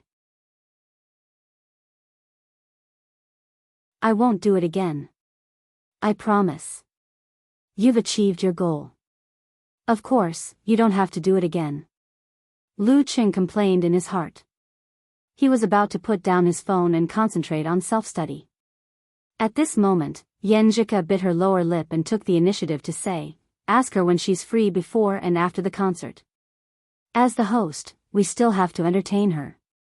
It's troublesome to go out of school. If the time isn't suitable, we won't invite her. We'll just go to the concert." If it weren't for the fact that he was looking forward to a date, Lu Qing would have even skipped the rest of the matter. Hearing his answer, Yenjika's expression relaxed. She said with a smile, "I just praised you for being a junior master. You're ignoring your martial niece just because of a little trouble? There are very few people who can make me not care about trouble, not including her." Lu Qing responded with a smile and took the opportunity to make another confession. TSK, your sweet-talking skill has leveled up again?" Yenjika turned her head and laughed, her eyes shining. "How can it be called sweet-talking from the heart?" Lu Qing said shamelessly. He also sent a message to Mo Jingting, asking when she was free to entertain. Mo Jingting seemed to have been holding the phone all the time. She quickly replied, "Thank you, Junior Master. I know you can't come out during school hours. Besides, aren't you coming to the concert on Tuesday? I can't let you come again and again. How about this, I'll come to your school tomorrow afternoon. Just treat me to the cafeteria. It's a specialty of Songcheng. You can't find it anywhere else." Cafeteria? Lu Qing and Yenjika looked at each other. They didn't expect Mo Jingting to be so considerate. "She's not going to play any tricks, is she?" Lu Qing frowned and whispered. "No, unless she really wants to force you to fall out with her." Yenjika pondered and said, "She's probably showing her considerate side after achieving her goal." Lu Qing nodded slightly and typed on the keyboard, "Our cafeteria is not good. Be careful not to have a stomachache and affect the concert." He thought it was better to be decent and planned to book the Chinese restaurant in school. "Junior Master, I'm a fighter of professional ninth pin. I'm in good health. How can I have a stomachache? Anyway, you make the decision." "You make the decision." Mo Jingting didn't insist. Looking at her cute words, Yenjika's eyelids twitched. She felt uncomfortable and suddenly regretted being so generous and polite. She should have let Qing completely ignore her. Lu Qing replied coldly to Mo Jingting, okay, text me before you arrive. After sending, he put down the phone and sighed.